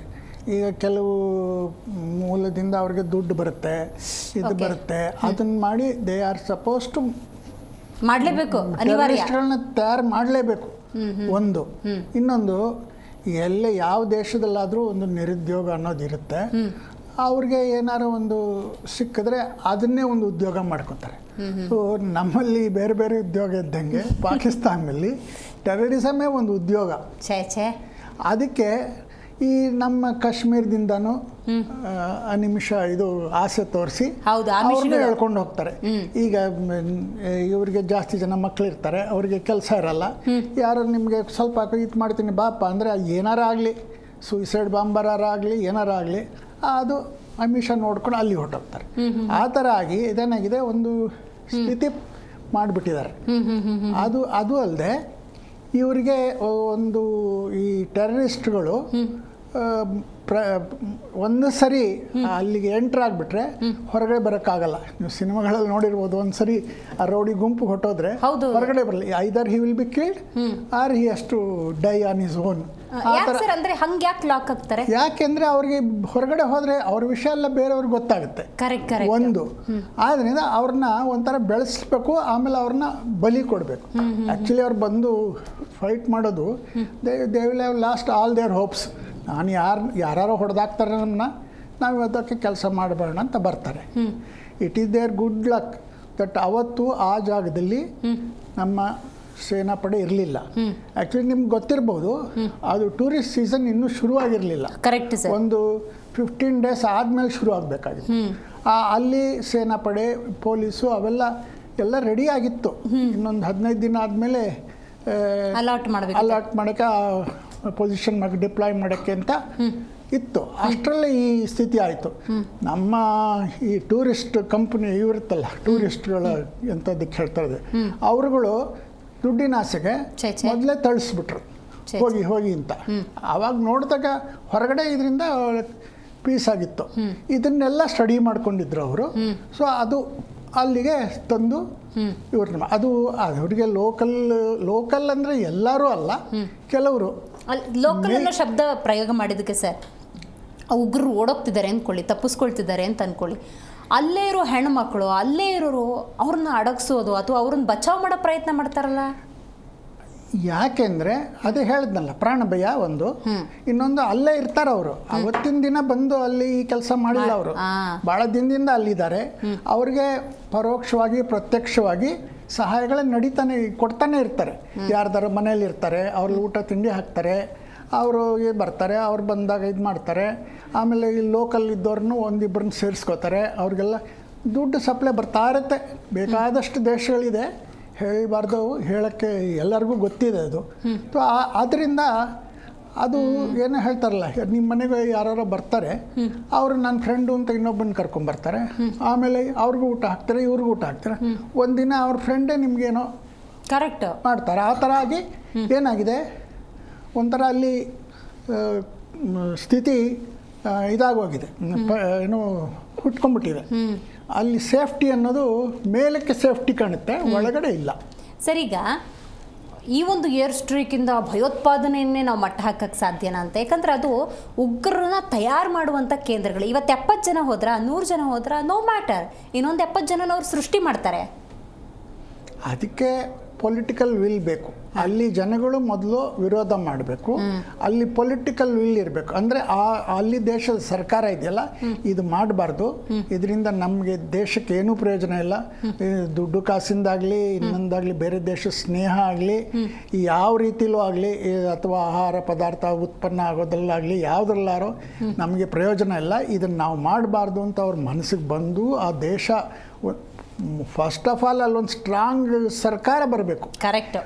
ಪಾಕಿಸ್ತಾನ ಆದಾಗಿಂದ ಒಂದು ಸರ್ಕಾರ ಬಂದಿಲ್ಲ. ನಿಮಗೆ ಗೊತ್ತಿರ್ಬೋದು, ಯಾವ ಪ್ರೈಮ್ ಮಿನಿಸ್ಟ್ರೂ 5 ವರ್ಷ ಪೂರ್ತಿ ಕಾಲ ಮಾಡಿಲ್ಲ. ಆಮೇಲೆ ಹೆಚ್ಚು ಕಡಿಮೆ ಎಲ್ಲ ಪ್ರೈಮ್ ಮಿನಿಸ್ಟರ್ ಆದಮೇಲೆ ಮಿಲಿಟರಿ ಸರ್ಕಾರ ಬಂದ್ಬಿಡುತ್ತೆ. ಈ ಥರ ಆಗಿ ಅಲ್ಲಿ ಒಂಥರ ಅರಾಜಕತೆ ಸ್ಥಿರವಾಗಿದೆ. ಅದು ಮೊದಲು ಸರಿ ಹೋದರೆ ಆ ದೇಶ ಉದ್ಧಾರ ಆದರೆ, ದೇಶ ಸಮೃದ್ಧಿ ಆದರೆ ಇವೆಲ್ಲ ತಾನಾಗಿ ನಿಲ್ಲುತ್ತೆ. ನಮ್ಮ ದೇಶದಲ್ಲಿ ಯಾಕಾಗಲ್ಲ? We are quite well to do, ಎಲ್ಲರಿಗೂ ಕೆಲಸ ಇದೆ, ಎಲ್ಲರಿಗೂ ಒಂದು ಇದಿದೆ. ಆದ್ದರಿಂದ ಮೊಮೆಂಟ್ ನಾವು ಬಡವರ ಅಥವಾ ಇನ್ನೇನೋ ಆದರೆ ಬೇರೆ ದೇಶದಿಂದ ದುಡ್ಡು ಕೊಟ್ಟು ನಮ್ಮನ್ನ ಮೇಲೆ ಕೆತ್ತಿರ್ತಾರೆ. ನಾವು in the over all interest we should wish that Pakistan should become a strong country in economy, ಬೇರೆ ಎಲ್ಲದರಲ್ಲೂ ಮುಂದೆ ಬರಬೇಕು. ಆವಾಗ ಇದು ತಾನಾಗಿ ಹೋಗುತ್ತೆ. ಸೂಪರ್. ಅದು 1 ದಿನದಲ್ಲಿ 2 ದಿನದಲ್ಲಿ ಆಗಲ್ಲ, ಸರ್ಕಾರ ಬರಬೇಕು. ಸೊ ಇದು long term plan. Correct. Short term plan ಹಾಕೋದು. ನೀವು ಸೇನೆಯಲ್ಲಿದ್ದು ಇವತ್ತು ರಿಟೈರ್ಡ್ ಆಗಿರ್ಬೋದು, ಅಂದರೆ ಶತ್ರುಗಳ ರೀತಿಯೇ ನೋಡಿದವರು ನೀವು. ಆದರೆ ಅಲ್ಲಿ ಪರಿವರ್ತನೆ ಆಗಬೇಕು ಅನ್ನುವಂಥ ಥಾಟನ್ನು ಇವತ್ತು ನೀವು ಬಿತ್ತುತ್ತಾ ಇದ್ರಿ, ಬೀಜ ಬಿತ್ತುತ್ತಾ ಇದ್ರಿ. Excellent sir. ಆ ಮನೋಭಾವ ಹೇಗೆ ಅಂತ ನೋಡಿ. ನಮ್ಮ ದೇಶದಲ್ಲೂ 2 ಥರ ಜನ ಇದ್ದಾರೆ. ಒಂದು ಎಲ್ಲರ ವೆಲ್ಫೇರ್ ನೋಡಿಕೊಂಡು ಮುಂದುವರಿಬೇಕು, ಆವಾಗ ನಾವು ಮುಂದುವರಿತೀವಿ. ನಮ್ಮ ಸುತ್ತಮುತ್ತ ಇರೋ ಜನ ಮೇಲೆ ಬಂದರೆ ನಾವು ಮೇಲೆ ಬರ್ತೀವಿ. ಕೆಲವರಿಗೆ ಅದಾಗಲ್ಲ. ಅವರಿಗೆ ಏನಾಗುತ್ತೆ, ಒಂಥರ ತಾವು ಸಂಪಾದನೆ ಮಾಡಿದ್ದು ದುಡ್ಡಾಗಲಿ ಕಾಸಾಗಲಿ ಇರಲ್ಲ, ಎಲ್ಲಿಂದನೂ ಫ್ರೀ ದುಡ್ಡು ಬಂದಿರುತ್ತೆ. ಅವ್ರಿಗೆ ಈ ಏನಾರು ಮಾಡಿ ಹೆಸರಲ್ಲಿರಬೇಕು, ಒಂಥರ ನ್ಯೂಸಲ್ಲಿ ಇರಬೇಕು, ಒಂಥರ ಎಲ್ಲರಿಗೂ ಇದಾಗಬೇಕು ಅಂತ ಜನಗಳು ಇದ್ದಾರೆ. ಕೆಲವು ಒಂಥರ ನ್ಯೂಸಲ್ಲಿ ಇರಬೇಕು ನಾನು ಅಂತ, ಯಾರು ಅಂತ ನಿಮಗೆ ಗೊತ್ತೇ ಇದೆ, ಎಲ್ಲರಿಗೂ ಗೊತ್ತಿದೆ. ಅಂಥ ಜನಗಳು ದೇಶ ಆಗಲಿ ಇದಾಗಲಿ ಅದ್ರ ಮೇಲೆ ಒಂದು ಮಮತೆನೂ ಇರಲ್ಲ. ಆದ್ದರಿಂದ ಅಂಥವ್ರನ್ನ ನಾವು ಸರಿಯಾಗಿ ಇಲ್ಲಿ ನೋಡ್ಕೋಬೇಕು. ನಾವು ಸರಿಯಾಗಿ ನೋಡ್ಕೊಳ್ತು ಅಂದರೆ ಅವ್ರಿಗೆ ತಕ್ಕ ಇದು ಕೊಡಬೇಕು. ಸರ್, ಇದು ಆಗಬೇಕು, ಅದು ಆಗಬೇಕು. ಖಂಡಿತ. ನಾನು ಸೂಕ್ಷ್ಮ ಮತ್ತು ಗಂಭೀರ ಸೆನ್ಸಿಟಿವ್ ವಿಚಾರ ಅಂತ ಕೇಳ್ತಾ ಇದ್ದೀನಿ. ಇವತ್ತೇನೋ ಆಪರೇಷನ್ ಸಿಂಧೂರಕ್ಕೆ ಸಂಬಂಧಪಟ್ಟಂತೆ ಬಹುತೇಕ ಭಾರತೀಯರು ಒಂದು ಪರ್ಸೆಂಟ್ ಆದರೂ ಸಮಾಧಾನದಲ್ಲಿದ್ದಾರೆ. ಅವತ್ತು 26 ಜನದ ಹತ್ತಿರ ಆಯಿತು, ಅದಕ್ಕೊಂದು ಪ್ರತೀಕಾರ ಆಗಿದೆ ಅಂತ. ಬಟ್ ಈ ಹೃದಯಕ್ಕೆ ಇನ್ನೂ ಬೇಕು, ಇನ್ನೂ ಪ್ರತೀಕಾರ ಆಗಬೇಕು ಅನ್ನುವಂಥ ಮನಸ್ಥಿತಿಯೇ ಇದೆ. ಈಗೇನೋ ವಿಜಯೋತ್ಸಾಹಗಳನ್ನು ಮಾಡ್ತಿದ್ದಾರೆ, ಐ ಅಗ್ರಿ. ಆದರೆ ಇನ್ನು 4 ದಿವಸ ಹೋದ ಮೇಲೆ ಇದೇ ಭಾರತದಲ್ಲಿರುವಂಥ ಹಲವರು ಇದೇ ಏರ್ ಸ್ಟ್ರೈಕನ್ನು ಬೆಂಬಲಿಸಿದವರು ಸಾಕ್ಷಿ ಕೇಳ್ತಾರೆ. ಯಾರನ್ನ? ಭಾರತೀಯರನ್ನು ಕೇಳ್ತಾರೆ. ಆ ಅಡಗು ತಾಣಗಳಲ್ಲಿ ಉಗ್ರರಿದ್ದರು ಅನ್ನೋದಕ್ಕೆ ಏನು ಗ್ಯಾರಂಟಿ? ಅಲ್ಲೇನು ವಿಡಿಯೋಗಳಿತ್ತಾ? ಅಲ್ಲೇನಾದ್ರು ಹಾಸ್ಪಿಟ್ಲಿಗೆ ಹೋದ ವಿಡಿಯೋಗಳಿದ್ದಾವ? ಹೀಗೆಲ್ಲ ಕೇಳ್ತಾರೆ. ಇದಕ್ಕೇನು ಹೇಳೋದು? ಅವ್ರಿಗೇನು ಹೇಳೋಕ್ಕಾಗಲ್ಲ. ಮೊನ್ನೆ ಯಾರೋ ರಾಫೆಲ್ ವಿಮಾನಕ್ಕೆ ನಿಂಬು ಮಿರ್ಚಿ ಹಾಕ್ಬಿಟ್ಟು ತೋರಿಸ್ತಾ ಏನು ಪೂಜೆ ಇದು ಪೂಜೆ ಅಂತ. ಇವತ್ತು ಆ ರಫಾಲ್ ಏನು ಮಾಡೋಕ್ಕೆ ಸಾಧ್ಯ ಅನ್ನೋದು ಅವನಿಗೆ ಗೊತ್ತಾಯಿತು. ಹಾಗೆ ಕೆಲವು ಅಜ್ಞಾನಿಗಳಿರ್ತಾರೆ, ಅವ್ರಿಗೆ ಕ್ಲೀನಾಗಿ ಹೇಳ್ತೀನಿ, ಅಜ್ಞಾನಿಗಳು. ಅವ್ರಿಗೆ ಮೊದಲು ಜ್ಞಾನ ಬರಬೇಕು. ಜ್ಞಾನ ಬರದೇ ಇದ್ದರೆ ನಾವೇನು ಮಾಡೋಕ್ಕಿಲ್ಲ. ಗೋರ್ಕಲ್ಲ ಮೇಲೆ ಮಳೆ ಸುರಿದಂತೆ ಸರ್ವಜ್ಞ ಅಂತಲ್ಲ, ಹಾಗೆ ಕಲ್ಲು ಮೇಲೆ ಮಳೆ ಸುರಿದ ಅದಕ್ಕೇನು ಗೊತ್ತಾಗುತ್ತೆ. ಹಾಗೆ ಅಂಥವ್ರನ್ನ ನಾವು ಸೈಡ್ ಲೈನ್ ಮಾಡಬೇಕು. ಅದನ್ನು ಗುರ್ತು ಹಚ್ಚಿ ಅವ್ರನ್ನ ಸೈಡ್ ಲೈನ್ ಮಾಡಬೇಕು. ಎಲ್ಲದಕ್ಕೂ ಮುಂದೆ ಡೆಮಾಕ್ರಸಿ ನಾವು ಸರಿಯಾದ ಪ್ರತಿನಿಧಿಗಳನ್ನ ಕಳಿಸ್ಬೇಕು. ಈಗ by the grace of god ಒಳ್ಳೆ ಗೌರ್ಮೆಂಟ್ ಬಂದಿದೆ. ಆದ್ದರಿಂದ ಇದನ್ನೇ ನಾವು ಕಂಟಿನ್ಯೂ ಮಾಡ್ಕೊಂಡು ಹೋದರೆ ನಮಗೆ ಒಳ್ಳೇದು. ನಾವು ಈ ಪಾರ್ಟಿ ನಾವು ಪಾಲಿಟಿಕ್ಸ್ ಬಗ್ಗೆ ಮಾತಾಡೋದಿಲ್ಲ. ಯಾರು ಚೆನ್ನಾಗಿ ಕೆಲಸ ಮಾಡ್ತಾರೆ, ಯಾರು ಇದು ಮಾಡ್ತಾರೆ, ಅದು ಸಹಜವಾಗಿ ಕಂಪ್ಯಾರಿಸನ್ ಬರುತ್ತಲ್ವ ಸರ್? ಅಂದರೆ ಆ ಸ್ಥಿತಿ ಅಲ್ಲಿ ಬಂದರೆ ಪಾಕಿಸ್ತಾನಲ್ಲಿ ನಾವು ಅವರು ಒಳ್ಳೆ ಈ ಕ್ರಿಕೆಟ್ ಮ್ಯಾಚ್ ಆಡ್ಕೊತಿರ್ತೀವಿ, ಎಲ್ಲ ಮಾಡ್ತೀವಿ. ಈಗ ಆ ಥರ ಪೊಲಿಟಿಕಲಿ ಒಂದು ಸ್ಟ್ರಾಂಗ್ ವಿಲ್ ಇತ್ತು ಅಂದರೆ ಡೆಫಿನೆಟ್ಲಿ ಅವ್ರದ್ದೊಂದು ಒಳ್ಳೆ ಕನ್ವರ್ಷನ್ ಕಾಣ್ಬೋದು ಪಾಸಿಟಿವ್ ಆಗಿ ಅಂತ ನೀವು ಹೇಳ್ತೀರಿ. Got it sir. ಕೆಲವೊಂದು ಇಂಟರ್ನಲ್ ವಿಚಾರಗಳನ್ನು ಕೇಳಬಾರ್ದು, ಆದರೂ ಕುತೂಹಲಕ್ಕೆ ಕೇಳ್ತೀನಿ. ಈಗ ಉಗ್ರರ ಅಡಗುತಾಣಗಳು ಅಂದರೆ ಹೆಂಗೆ ನೋಟಿಫೈ ಮಾಡ್ತಾರೆ? ಅದು ಸೇನೆಯವ್ರು ಮಾಡ್ತಾರಾ? ಅದಕ್ಕೆ ಅಂತನಾದರೂ ಗೂಢಾಚಾರಿಗಳು ಇರ್ತಾರಾ? ಹಾಗೇನಿಲ್ಲ. ಅದರಲ್ಲಿ ಈಗ ಏರ್ ಸ್ಟ್ರೈಕು ಮಧ್ಯರಾತ್ರಿಲೇ ಆಯಿತು ಅನ್ನೋದಾದರೆ ಒಂದು 50 ಜನನೋ ಒಂದು 20 ಜನನೋ ಅಲ್ಲಿದ್ದಾರೆ ಅಂತ ಹೆಂಗೆ ಅಂತ. ಈಗ ನೀವು ಯಾವುದೋ ಒಂದು ಏರಿಯಲ್ಲಿ ಇದ್ದೀರಿ ಬೆಂಗಳೂರಲ್ಲಿ, ನಮ್ಮ ಏರಿಯಾನೇ ತೊಗೊಳ್ತೀನಿ, ವಿಜಯ ಬ್ಯಾಂಕ್ ಲೇಔಟ್ ಯಾವುದೋ ಒಂದು ಏರಿಯಾ ಇದೆ. ಆಯಿತು. ಅಲ್ಲಿ ಜನಗಳು ಈಗ ಅಲ್ಲಿ ಇರ್ತಾರೆ, ಒಂದು 10-20 ಜನ, 100 ಜನ, 1000 ಜನ. ಅವ್ರು ದಿನ ನೋಡ್ತಾ ಇರ್ತೀವಿ, ಓ ಇವ್ರು ಇಲ್ಲಿದ್ದಾರೆ, ಇವ್ರ ಮನೆ ಇದು, ಅವ್ರ ಮನೆ ಇದು, ಅವ್ರ ಮನೆ ಇದು. ಯಾರು ಅಪರಿಚಿತರು ಬಂದರು, ಅಲ್ಲಿ ಸೇರಿಕೊಂಡ್ರು. ಆಮೇಲೆ ಒಂದು ಮನೆ ಬಾಡಿಗೆ ತಗೊಂಡ್ರು, ಅಲ್ಲಿ ಕೆಲವರೆಲ್ಲ ಬಂದರು, ಅಲ್ಲೇನೋ ನಡೀತಾ ಇರುತ್ತೆ. ಇದು ಎಲ್ಲರಿಗೂ ಗೊತ್ತೇ ಆಗುತ್ತೆ, ಉಳಿದವ್ರಿಗೆ ಗೊತ್ತಾಗುತ್ತೆ. ಆವಾಗ ಅಲ್ಲೇನೋ ನಡೀತಿದೆ ಅಂತ ಎಲ್ಲರಿಗೂ ಒಂದು ಇದು ಬರುತ್ತೆ. ಆಮೇಲೆ ಏನಾಗುತ್ತೆ, ಸ್ವಲ್ಪ ದಿನ ಆದಮೇಲೆ ಅವ್ರಿಗೆ ಧೈರ್ಯ ಜಾಸ್ತಿ ಆಗುತ್ತೆ. ಯಾರಿಗೆ? ಸೇರ್ಕೊಂಡವ್ರಿಗೆ, ಇಲ್ಲಿ ಯಾರಿಗೂ ಗೊತ್ತಾಗೋದಿಲ್ಲ ಏನು ಅಂತ. ಸೊ ಹಾಗೇ ಮಾಡಿ ಒಂದು ಜಾಗ ಮಾಡ್ಕೋತಾರೆ. ಅದಕ್ಕೆ ಸ್ಟೇಟ್ ಸಪೋರ್ಟ್ ಇದೆ. ಅದು ಪ್ರಾಬ್ಲಮ್ಮು. ಪಾಕಿಸ್ತಾನದಲ್ಲಿ ಸ್ಟೇಟ್ ಸಪೋರ್ಟ್ ಇದೆ. ಆ್ಯಕ್ಚುಲಿ ಅಲ್ಲಿ ಸ್ಟೇಟ್ ಅಂದರೆ ಯಾರು ಅಂತ ಗೊತ್ತಿಲ್ಲ. ಟೆರರಿಸ್ಟಾ, ಆರ್ಮಿನಾ, ಪಾಲಿಟಿಷಿಯನ್ಸಾ, ಯಾರು ಗೊತ್ತಿಲ್ಲ. ಕೋರ್ಟ್ಗೂ ಪೂರ್ತಿ ಶಕ್ತಿ ಇಲ್ಲ ಅಲ್ಲಿ.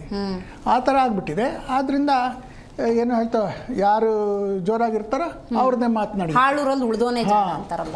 ಹಾಗಾಗ್ಬಿಟ್ಟು ಅಲ್ಲಿ ಸರಿಯಾದ ಆಡಳಿತಸ್ಥೆ ಇಲ್ಲ. ಆದ್ದರಿಂದ ಇವ್ರಿಗೆ ದುಡ್ಡಿದೆ, ವೆಪನ್ ಇದೆ, ಬರುತ್ತೆ, ಬೇರೆ ದೇಶಗಳಿಂದ ಇದು ಬರುತ್ತೆ. ಅದರಿಂದ ಇವರೇ ಸಾಮರ್ಥ್ಯ, ಬಲ ಇದ್ದವನೇ ಆಳ್ತಾನಲ್ಲ, ಹಾಗಾಗ್ಬಿಟ್ಟಿದೆ. ಅವ್ರು ಎಲ್ಲಿ ಸೇರ್ಕೊಂತ ಒಂದು ಜಾಗ ಮಾಡಿಕೊಂಡು ಅಲ್ಲಿ ಟ್ರೈನಿಂಗ್ ಕೊಡೋಕೆ ಶುರು ಮಾಡ್ತಾರೋ ಅದೆಲ್ಲ ಗೊತ್ತಾಗ್ಬಿಡುತ್ತೆ. ಈಗ ನಾನು ಹೇಳಿದಾಗೆ ಆ ಮನೆ ಒಂದಿಂದಲ್ಲಿ ಆಗಿದ್ದಲ್ಲ, ಎಷ್ಟೋ ದಿನದಿಂದ ನಡೆದು ಅಲ್ಲಿ ನಿಮ್ಗೆ ಅದು ಗೊತ್ತಿರುತ್ತೆ, ಅಲ್ಲೇನೋ ನಡೀತಾ ಇದೆ ಅಂತ, ಅದೆಲ್ಲರಿಗೂ ಗೊತ್ತಿರುತ್ತೆ. ಈಗ ನನಗೊಂದು ಪ್ರಶ್ನೆ ಬಂತು. ಪಹಲ್ಗಾಮ್ ಉಗ್ರ ದಾಳಿ ಆಯಿತು, ಅಮಾಯಕ 26 ಜನ ತೀರ್ಕೊಂಡ್ರು. ಹಿಂಗಾದ ಮೇಲೂ ಅದಕ್ಕೆ ಪಾಕಿಸ್ತಾನದ ಕೈವಾಡ ಇದೆ ಅಂತ ಭಾರತ ಅಂದ್ಕೊಂಡು ಎನಿ ಟೈಮ್ ಎನಿ ಮೂಮೆಂಟ್ ಆಗ್ಬೋದು ಅನ್ನೋದು ಆ ಉಗ್ರರಿಗೆ ಗೊತ್ತಿರೋದ್ರಿಂದಾಗಿ ಈ 15 ದಿವಸದಲ್ಲಿ ಅಲ್ಲೇ ಇರೋಕ್ಕೆ ಅವ್ರಿಗೆ ತಲೆ ಸರಿ ಇರಲ್ವಾ? ಅವ್ರು ಎಲ್ಲಿ ಬೇಕಾದ್ರೂ ಮೂವ್ ಆಗಿರ್ಬೋದಲ್ಲ? ಮೂವ್ ಆಗಿದ್ದಾರೆ, ಅಲ್ಲೇ ಇಲ್ಲ ಅವರು. They are trying to escape. ಅಂದರೆ ಈಗ ಅಲ್ಲಿ ಪಾಕಿಸ್ತಾನದ ಬಂದ ಜನ, ನಮ್ಮ ಜನ ಮಾತಾಡೋದು ಒಂದೇ ಭಾಷೆ, ನೋಡೋಕ್ಕೂ ಒಂದೇ ಥರ ಇರ್ತಾರೆ, ಆಚಾರ ವ್ಯವಹಾರ ಎಲ್ಲ ಒಂದೇ ಥರ ಇದೆ. ಇವ್ರು ಪಾಕಿಸ್ತಾನಿಯನು ಇಂಡಿಯಾದನು ಅಂತ ಹೇಳೋಕ್ಕಾಗಲ್ಲ. ಅಲ್ಲೇ ಇರ್ತಾರೆ, ನಮ್ಮ ಮುಂದೆನೇ ಇರಬಹುದು ಅಥವಾ ಆರ್ಮಿಯವ್ರ ಮುಂದೆನೇ ಇರ್ಬೋದು, ಅವ್ರನ್ನ ಗುರುತಿಸೋಕ್ಕಾಗಲ್ಲ. ಏನೋ ಒಂದು ಇದು ಮಾಡ್ಕೊಂಡಿರ್ತಾರೆ, ವೇಷ ಬದಲಾಯಿಸಿರ್ತಾರೆ, ಮುಂದೆ ಎಲ್ಲ ಹೋಗ್ತಾ ಇರ್ತಾರೆ. So they are not staying at Pahalgam. ಆಗಲೇ ಎಲ್ಲ ಈಗ ನಾನು ಕೇಳೋದು, 9 ಉಗ್ರರ ಅಡಗು ತಾಣಗಳನ್ನೇ ಗುರಿಯಾಗಿಸ್ಕೊಂಡು ಇವತ್ತು ಏರ್ ಸ್ಟ್ರೈಕ್ ಆಯಿತು ಅಲ್ವಾ? ಆ ಉಗ್ರರ ಅಡಗು ತಾಣದಲ್ಲೇ ಅವ್ರು ಯಾಕಿರಬೇಕು? ಪಹಲ್ಗಾಮ್ ಆದಮೇಲೆ ಎನಿ ಮೂಮೆಂಟ್ ಎನಿ ಪ್ರಾಬ್ಲಮ್ ಆಗ್ಬೋದು ಅಂತ ಅವ್ರು ಅಲ್ಲೇ. ನೀವು ಅರ್ಥ ಮಾಡ್ಕೊಳ್ತಿಲ್ಲ, ಅದಿರೋದು ಪಾಕಿಸ್ತಾನಲ್ಲಿ. ಇಲ್ಲಿಂದ ಅಲ್ಲಿಗೆ 500-600 ಕಿಲೋಮೀಟರ್ ದೂರ ಇದೆ. ಅದು ಒಂದಿನದಲ್ಲಿ ಬಂದಿಲ್ಲ ಅವರು. ಇದರಲ್ಲಿ ನಮ್ಮ ಗಡಿಲಿ ಪಹರೆ ಇರುತ್ತೆ, ಒಂದೊಂದು ಇಂಚು ಕಾಯಲ್ಲ, ಆದರೆ ಓಡಾಡ್ತಿರ್ತಾರೆ, ಇದು ಮಾಡ್ತಿರ್ತಾರೆ. ಯಾವುದೋ ಒಂದು ಕ್ಷಣದಲ್ಲಿ ಯಾರು ಇಲ್ಲಿದ್ದಾಗ ಒಳಕ್ಕೆ ಎಂಟ್ರ್ ಆಗ್ತಾರೆ. ಅದನ್ನೆಲ್ಲ ತಿಂಗಳಾನ್ಗಟ್ಲೆ ನೋಡಿಕೊಂಡು ಈ ಜಾಗದಲ್ಲಿ ನುಗ್ಗಬಹುದು ಅಂತ ಅದನ್ನೆಲ್ಲ ನೋಡ್ತಾರೆ, ನೋಡ್ಕೊಂಡು ಬಂದಿರ್ತಾರೆ. ಆ ಬಾರ್ಡರ್ ಕ್ರಾಸ್ ಆದಮೇಲೆ ಈ ಪಹಲ್ಗಾಮ್ ಬರೋಕ್ಕೆ ಕಡೆ ಪಕ್ಷ 500-600 ಕಿಲೋಮೀಟ್ರ್ ಇದೆ, ಹೆಚ್ಚು ಕಡಿಮೆ. ಸುಮಾರು ಒಂದು 200 ಕಿಲೋಮೀಟ್ರ್ ಮೇಲಂತೂ ಇದೆ. ಅದನ್ನು ನಿಧಾನಕ್ಕೆ ಬರ್ತಾರೆ, ಒಂದೊಂದೇ ಹಳ್ಳಿ ಒಂದೊಂದು ಊರು ಮಾಡ್ಕೊಂಡು ಒಂದೊಂದು ದಿನ ಮಾಡ್ಕೊಂಡು ಒಂದು 10-15 ದಿನದೊಳಗೆ ಅಲ್ಲಿ ಬಂದು ಸೇರಿದ್ದಾರೆ. ಅದೇ ಥರ ಅವ್ರು ಹೋಗುವಾಗಲೂ ಅದೇ ರಿವರ್ಸ್ ಪ್ರೊಸೆಸ್ ಹೋಗ್ತಾರೆ. ಅಂದರೆ ಬಂದ ರೂಟಲ್ಲಿ ಹೋಗಲ್ಲ, ಇನ್ನೊಂದು ರೂಟಲ್ಲಿ ಹೋಗ್ತಾರೆ. ನಾನು 71 ವಾರಲ್ಲಿ ಅದೇ ಜಾಗದಲ್ಲಿದ್ದೆ, ಪೋಸ್ಟೆಡ್ ಆಗಿದೆ. ಆದ್ದರಿಂದ ನಮಗೆ ಎಲ್ಲ ಅಲ್ಲಿ ಕಂಪ್ಲೀಟ್ ಟೆರೇನ್ ಗೊತ್ತಿದೆ, ಎಲ್ಲಿ ಬೆಟ್ಟ ಎಲ್ಲಿದು ಅಂತ. ಮೊದಲೆಲ್ಲ ಕಾಶ್ಮೀರ್ ವ್ಯಾಲಿ ಆ ಕಡೆಯಿಂದ ಬರೋರು, ಯಾಕೆಂದರೆ ಅಲ್ಲಿ ತುಂಬ ಬೆಟ್ಟಗಳು, ತುಂಬ ಎತ್ತರ, ಹಿಮಾಚ್ಛಾದಿತ, ಅದು ಅಲ್ಲಿ ಬರೋದು ಕಷ್ಟ. ಸೊ ಅಲ್ಲಿ ನಾವು ಪಹರೆ ಕೊಡೋದು ಕಷ್ಟ, 24 ಗಂಟೆ ನಾವು ಮಾಡೋಕ್ಕಾಗಲ್ಲ. ಸೊ ಅಲ್ಲಿಂದ ಬರ್ತಾಯಿದ್ದು. ಅಲ್ಲಿ ಯಾವಾಗ ತುಂಬ ನಮ್ಮ ರಕ್ಷಣಾ ಪಡೆ ಜಾಸ್ತಿ ಹಾಕಿದ್ವು, ಕೆಳಗಡೆ ಜಮ್ಮು ತಾವಿ ಆ ಕಡೆ ಇದೆಯಲ್ಲ, ಅಲ್ಲಿ ಸ್ವಲ್ಪ ಬೆಟ್ಟಗಳು ಕಡಿದು, ಎತ್ತರ ಇಲ್ಲ. ಆಮೇಲೆ ಸ್ವಲ್ಪ ಮೈದಾನ ಪ್ರದೇಶನೂ ಇದೆ. ನದಿಗಳು ಒಂದು ವೀಕ್ ಪಾಯಿಂಟ್, ನದಿ ಕ್ರಾಸ್ ಮಾಡಿಬಿಟ್ರೆ ಈ ಕಡೆ ಬಂದ್ಬಿಡ್ತೀವಿ ಎಲ್ಲೇ ಇದ್ರು. ಸೊ ಆ ಥರ ಅಲ್ಲಿಂದ ಬರೋಕ್ಕೆ ಶುರು ಮಾಡಿದ್ರು. ನೀವು ಗಮನಿಸಿದರೆ ಈಗೊಂದು 3-4 ವರ್ಷದ ಹಿಂದೆ ಆಗಿರೋ ಟೆರರಿಸ್ಟ್ ಇದೆಲ್ಲ ಬಂದಿರೋರೆಲ್ಲ ಈ ಕಡೆಯಿಂದ ಬಂದಿದ್ದಾರೆ, ಈ ಕಡೆ ಜಾಸ್ತಿ ಆಗಿದೆ. ಸೊ ಈಗ ಇಲ್ಲೂ ಅಲ್ಲೂ ಎರಡು ಕಡೆನೂ ಸರಿಯಾಗಿ ನಾವು ಪಡೆಗಳನ್ನ ಹಾಕಿದ್ದೀವಿ. ಈ ಹಾಗೆ ಬರ್ತಾ ಬರ್ತಾ ಪಂಜಾಬು ರಾಜಸ್ಥಾನಲ್ಲಿ ಸ್ವಲ್ಪ ಕಡಿಮೆ ಇತ್ತು, ಯಾಕೆಂದರೆ ಅಲ್ಲಿ ಎಲ್ಲ ಕಾಣುತ್ತೆ ಏನು ಪರವಾಗಿಲ್ಲ ಅಂತ. ಈಗ ಎಲ್ಲ ಕಡೆನೂ ಇದೆ. ಆದ್ದರಿಂದ ಅದು ಅಲ್ಲದೆ ಇಲ್ಲಿ ರಾಜಸ್ಥಾನ್ ಪಂಜಾಬಲ್ಲಿ ಬರೋದು ಕಷ್ಟ. ಅಲ್ಲಿ ಡಿಚ್ ಕಮ್ ಬಂದ್ ಅಂತ ಮಾಡಿದ್ದೀವಿ ನಾವು. ಅಂದರೆ ಕಂಪ್ಲೀಟ್ ಏರಿಯಾಗೆ ಇಲ್ಲಿ ದಿಣ್ಣೆ, ಅದ್ರ ಹಿಂದೆ ಒಂದು ನಾಲೆ, ಬೇಕಾದಾಗ ನಾಲೆಯಲ್ಲಿ ನೀರು ಬಿಟ್ಬಿಡ್ತೀವಿ. ಸೊ ಯಾರು ಬರೋಕ್ಕೆ ಆಗಲ್ಲ. ಆಮೇಲೆ ಆ ಡಿಚ್ ಏನಿದೆ ಅದರಲ್ಲಿ ಮಧ್ಯ ಇದಿರುತ್ತೆ, ಏನು ಬಂಕರ್ಸು, ಅದರೊಳಗಿಂದ ಫೈರ್ ಮಾಡ್ಬೋದು, ಇದು ಮಾಡ್ಬೋದು. ಅದು ಕಂಪ್ಲೀಟಾಗಿ ಪಂಜಾಬ್ ಬಾರ್ಡರ್ ರಾಜಸ್ಥಾನ್ ಕಡೆ ಇದೆ. ಅಲ್ಲಿ ಯಾಕೆ ಅಂದರೆ ಬೆಟ್ಟ ಇದೆ, ಅಲ್ಲಿ ಮಾಡೋಕ್ಕಾಗಲ್ಲ. ಸೊ ಆದ್ದರಿಂದ ಈ ಕಡೆ ಒಂಥರ ಸೀಲ್ ಆಗಿದೆ. ಏನಿದ್ರು ಈಗ ಹೇಳಿದಾಗೆ ಜಮ್ಮು ಕಡೆ ಸ್ವಲ್ಪ ವೀಕ್ ಇತ್ತು ಅಂದರೆ ಇಟ್ ಇಸ್ ನಾಟ್ ಪ್ಲ್ಯಾನ್. ಆ ಥರ ಅವ್ರು ಪ್ಲ್ಯಾನ್ ಮಾಡ್ಕೊಂಡ್ರೆ ಇಲ್ಲಿ ನುಗ್ಗಿದ್ರೆ ಸುಲಭ ಅಂತ.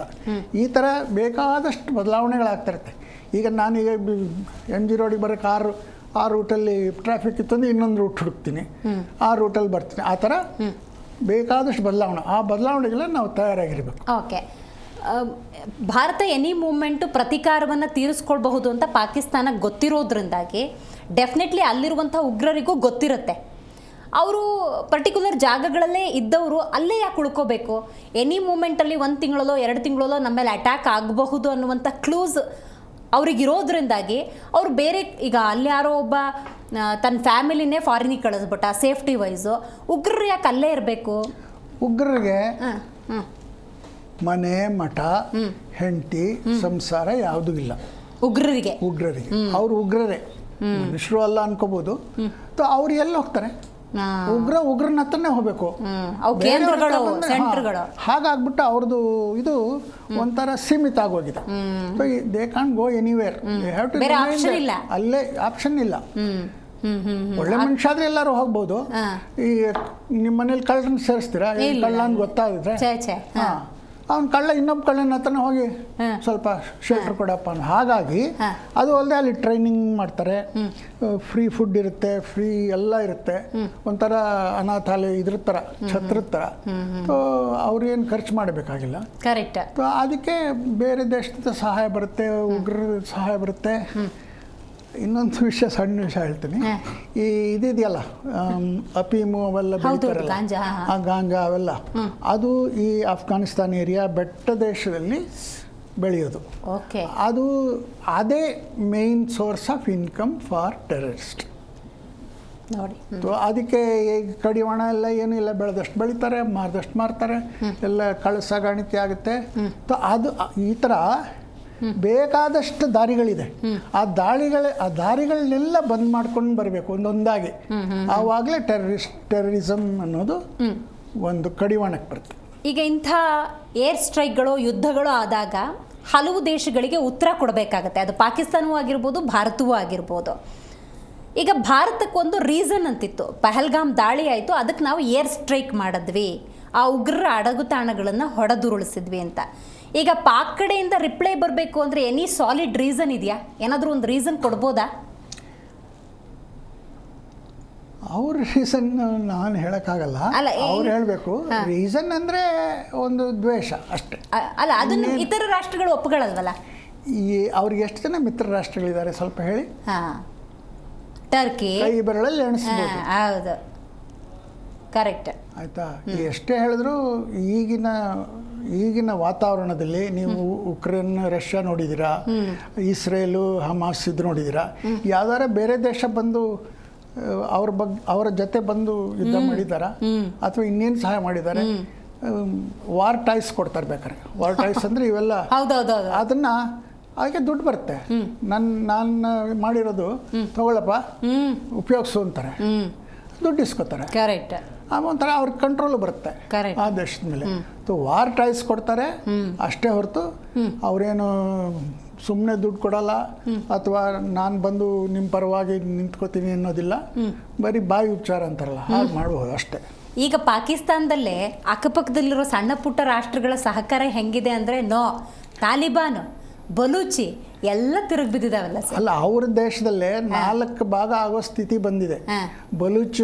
ಬಲೂಚಿಸ್ತಾನ ಬಹಳ ದಿನದಿಂದ ಒದ್ದಾಡ್ತಿದ್ದಾರೆ, ಅವರು ಬೇರೆ ಆಗಿದ್ದಾರೆ, ಜನಗಳನ್ನೇ ಆರ್ಮಿಗೇ ಅವ್ರನ್ನೇ ಇದು ಮಾಡಿಬಿಡ್ತಾರೆ. ಸಿಂಧಲ್ಲೂ ಪ್ರಾಬ್ಲಮ್ ಇದೆ. ಸಿಂಧ್ ಅಂದರೆ ನಮ್ಮ ರಾಜಸ್ಥಾನದ ಆ ಕಡೆ. ಆಮೇಲೆ ಪಂಜಾಬ್ ಒಂದೇ ಒಂಥರ ಅವರು ಏನು ಮಾಡ್ತಿದ್ದಾರೆ ಅಂದರೆ ಎಲ್ಲರನ್ನೂ ರೂಲ್ ಮಾಡ್ತಾ ಇದ್ದಾರೆ ಪಂಜಾಬ್. ತೋ ಆ ಕಡೆ ಫಕ್ತೂನ್ ಇದು ಇದ್ರ ಕಡೆ ಇರೋದು ಗಿಲ್ಗಿಟ್ಟು, ಯಾರೂ ಒಂದು ಇದಿಲ್ಲ, ಸಮನ್ವಯ ಇಲ್ಲ. ಇದ್ರ ಜೊತೆಗೆ ಆಫ್ಘಾನಿಸ್ತಾನ ಎದುರು ಹಾಕ್ಕೊಂಡಿದ್ದಾರೆ. ಮೊನ್ನೆ F-16 ಯಾವುದತ್ತು ಹೋಗಿ 2 ಫ್ಯಾಮಿಲಿನ ಕೊಂದು ಇವೆಲ್ಲ ಮಾಡಿ ಅವರು ಗನ್ ಹಿಡ್ಕೊಂಡು ರೆಡಿ ಇದ್ದಾರೆ. ಸೊ ಹೀಗಾಗಿ ಅವರು ತಮ್ಮ ಸೈನ್ಯನ ಆ ಕಡೆ ಕಳಿಸ್ಬೇಕಾ, ಈ ಕಡೆ ನೋಡ್ಕೋಬೇಕಾ, ಆ ಕಡೆ ಅಥವಾ ಇಂಡಿಯಾ ಕಡೆ ಹಾಕಬೇಕಾ, ಅವ್ರಿಗೆ ಒಳ್ಳೆ ದಿಗ್ಭ್ರಮೆ ಆಗೋಗಿದೆ. ಅದು ಅಲ್ಲದೆ ಎಲ್ಲದರಲ್ಲೂ ಅವ್ರು ನಮ್ಮಿಂದ ವೀಕ್ ಇದ್ದಾರೆ. ನಂಬರ್ ಆಫ್ ಇದು ಯಾವುದೇ ತಗೊಂಡ್ರು ಭಾಳ ಶೋಚನೀಯ ಪರಿಸ್ಥಿತಿ ಇದೆ ಅವರು. ಓಕೆ, ಇವತ್ತು ಆಪರೇಷನ್ ಸಿಂಧೂರ ಆದಮೇಲೆ ಉತ್ತರ ಕೊಟ್ಟಿದ್ದ ರೀತಿ ಇದೆಯಲ್ಲ ಭಾರತ, ಅದೊಂದು ರೀತಿ ಸ್ಪೆಷಲ್ ಆಗಿತ್ತು ಸರ್. ಹೆಣ್ಣು ಮಕ್ಕಳು, ಮಹಿಳಾ ಅಧಿಕಾರಿಗಳು ಇವತ್ತು ಉತ್ತರ ಕೊಟ್ಟರು. ಏನಂತೀರ ಇದ್ರ ಬಗ್ಗೆ? ಹೌದು ನೋಡಿ, ಯಾವುದೇ ಸಮಾಜದಲ್ಲೂ ಹೆಂಗಸರು ಅಥವಾ ಸ್ತ್ರೀಗೆ ಗೌರವ ಇರುತ್ತೋ ಅದು ನಿಜವಾದ ಒಳ್ಳೆಯ ಸಮಾಜ. ಇದು ಈಗೆಲ್ಲ ರಾಮಾಯಣ ಮಹಾಭಾರತ ಕಾಲದಿಂದನೂ ಗೊತ್ತಿದೆ. ಎಲ್ಲದರಲ್ಲೂ ಹೆಂಗಸಿ ಏನಾರೋ ಕೆಟ್ಟದಾದರೆ ಶಸ್ತ್ರ ಎತ್ತೀವಿ. ರಾಮನ ಕತೆ ನೋಡಿ ಅಥವಾ ದ್ರೌಪದಿ ಕತೆ ನೋಡಿ, ಆ ಥರ ಇದು ಒಂಥರ ಆ ಥರ ಅನ್ಕೋಬೋದು. ಇದು ಒಂದು ಮಾಡರ್ನ್ ಮಹಾಭಾರತ ಅಥವಾ ರಾಮಾಯಣ ಅಷ್ಟು ಹೇಳಬಲ್ಲ ಅಷ್ಟೇ. ಅಂದರೆ ಭಾರತದ ಹೆಣ್ಣು ಮಕ್ಕಳ ಸಿಂಧೂರವನ್ನು ಅಳಿಸಿದ್ದಕ್ಕೆ ಆಪರೇಷನ್ ಸಿಂಧೂರದ ಮೂಲಕ ಉತ್ತರ ಕೊಟ್ಟರು ಅಂತನಾ? ಹಾಗೆ ಅನ್ಕೊಳ್ಳಿ. ನಾನು ಹೇಳಲಿಕ್ಕಾಗಲ್ಲ, ಅವೆಲ್ಲ ಕೆಲವೆಲ್ಲ ಹೇಳಬಾರ್ದು. Right. The next move of ಪಾಕಿಸ್ತಾನಕ್ಕೆ ಎನಿ ಟೈಪ್ ಆಫ್ ರಿಪ್ಲೈ ಬರ್ಬೋದು, ಅದಕ್ಕೆ ಭಾರತ ಸಿದ್ಧವಾಗಿದೆಯಾ? ಭಾರತದ ಸಾಮರ್ಥ್ಯದ ಬಗ್ಗೆ ಹೇಳೋದಾದ್ರೆ ಇವತ್ತಲ್ಲ, ಯಾವತ್ತು ನಮ್ಮ ದೇಶದ ಸೈನ್ಯ ಇದೆ ರೆಡಿಯಾಗಿರುತ್ತೆ. ಎವರ್ ರೆಡಿ ಅಂತಾರಲ್ಲ, ಯಾವಾಗಲೂ ರೆಡಿ ಇರುತ್ತೆ. ಒಂದೇ ಒಂದು ಏನು ಅಂದರೆ ಅವ್ರಿಗೆ ಬೇಕಾದ ಸಾಮಗ್ರಿಗಳು, ಅಮ್ಯುನಿಷನ್ನು, ಫುಡ್ಡು, ಅದನ್ನೆಲ್ಲ ಸರಬರಾಜು ಮಾಡೋ ಲಾಜಿಸ್ಟಿಕ್ ಲೈನ್ಸ್ ಏನಿದೆ ಅದು ಇರಬೇಕು, ರೆಡಿ ಇರಬೇಕು.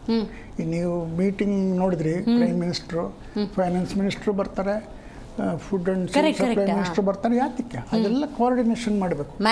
ಅದಕ್ಕೆ ಒಂದು ಸ್ವಲ್ಪ ಟೈಮ್ ಬೇಕು. ನನ್ನ ಹತ್ರ ಗನ್ ಇದೆ, ಎಲ್ಲ ಇದೆ. ಆ ಗನ್ನಿಗೆ ಬೇಕಾಗೋದು ಅಮ್ಯುನಿಷನ್ನು ನಿರಂತರವಾಗಿ ಬರ್ತಾ ಇರಬೇಕು ಅವನಿಗೆ. ಅವನು ಈಗ ಒಂದು ಗನ್ದು ಇದಾಗೋಯ್ತು ಅಂದರೆ ಅವನಿಗೆ ತಿರ್ಗಾ ಇಲ್ಲಿ ಹಿಂದಿಂದ ಬರದೇ ಇದ್ದರೆ ಅವನೇ ಸಾಯ್ತಾನೆ ಫಸ್ಟು. ಸೊ ಈ ಥರ ಆ ಸಾಮಗ್ರಿಗಳೆಲ್ಲ ಬರೋದು ರೀತಿ ಇದೆಯಲ್ಲ, ದಾರಿಗಳು, ಅದು ಅದಕ್ಕೋಸ್ಕರ ಸ್ವಲ್ಪ ಸಮಯ ಬೇಕು. ಯಾವಾಗಲೂ ರೆಡಿ ಇರುತ್ತೆ.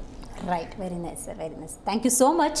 ಇವತ್ತಿನ ಕಾರ್ಯಕ್ರಮದಲ್ಲಿ ಬಂದು ನೀವು ಈ ಆಪರೇಷನ್ ಸಿಂಧೂರಕ್ಕೆ ಸಂಬಂಧಪಟ್ಟಂತೆ ಬಹಳಷ್ಟು ವಿಚಾರವನ್ನು ತಿಳಿಸ್ಕೊಟ್ಟಿದ್ದಕ್ಕಾಗಿ ಸರ್. Thank you. ಸೊ ನೋಡಿದ್ರಿಂದ ವೀಕ್ಷಕರೇ, ಇವತ್ತಿನ ಜೀ ಸಂವಾದದಲ್ಲಿ ಆಪರೇಷನ್ ಸಿಂಧೂರದ ಕುರಿತಂತೆ ನಾವು ಮಾತಾಡ್ತಾ ಇದ್ವಿ. ಬಹಳ ಮುಖ್ಯವಾಗಿ ಪಹಲ್ಗಾಮ್ ಉಗ್ರರ ದಾಳಿಗೆ ಸಂಬಂಧಪಟ್ಟಂತೆ ಪ್ರತೀಕಾರದ ಕಿಚ್ಚು ಅನ್ನೋದು ಭಾರತದಾದ್ಯಂತ ಹೆಚ್ಚಿತ್ತು. ಅದಕ್ಕೆ ಪ್ರತಿಯಾಗಿ ಸರಿಯಾದ ರೀತಿಯ ಉತ್ತರವನ್ನು ಕೊಡಲೇಬೇಕು ಅಂತ ಹೇಳಿ ಭಾರತದ ಸೇನೆ ಕೊಟ್ಟಿದೆ. ಆದರೆ ಪಾಕಿಸ್ತಾನದ ನೆಕ್ಸ್ಟ್ ಮೂವ್ ಏನು ಅನ್ನೋದು ಪ್ರಶ್ನೆಯಾಗಿ ಉಳ್ಕೊಂಡಿದೆ ಅಂತ ಹೇಳ್ತಾ ಇವತ್ತಿನ ಕಾರ್ಯಕ್ರಮವನ್ನು ಮುಗಿಸೋಣ. ನೋಡ್ತಾ ಇರಿ ಜೀ ಕನ್ನಡ ನ್ಯೂಸ್, ಸತ್ಯವೇ ಸುದ್ದಿಯ ಜೀವಾಳ.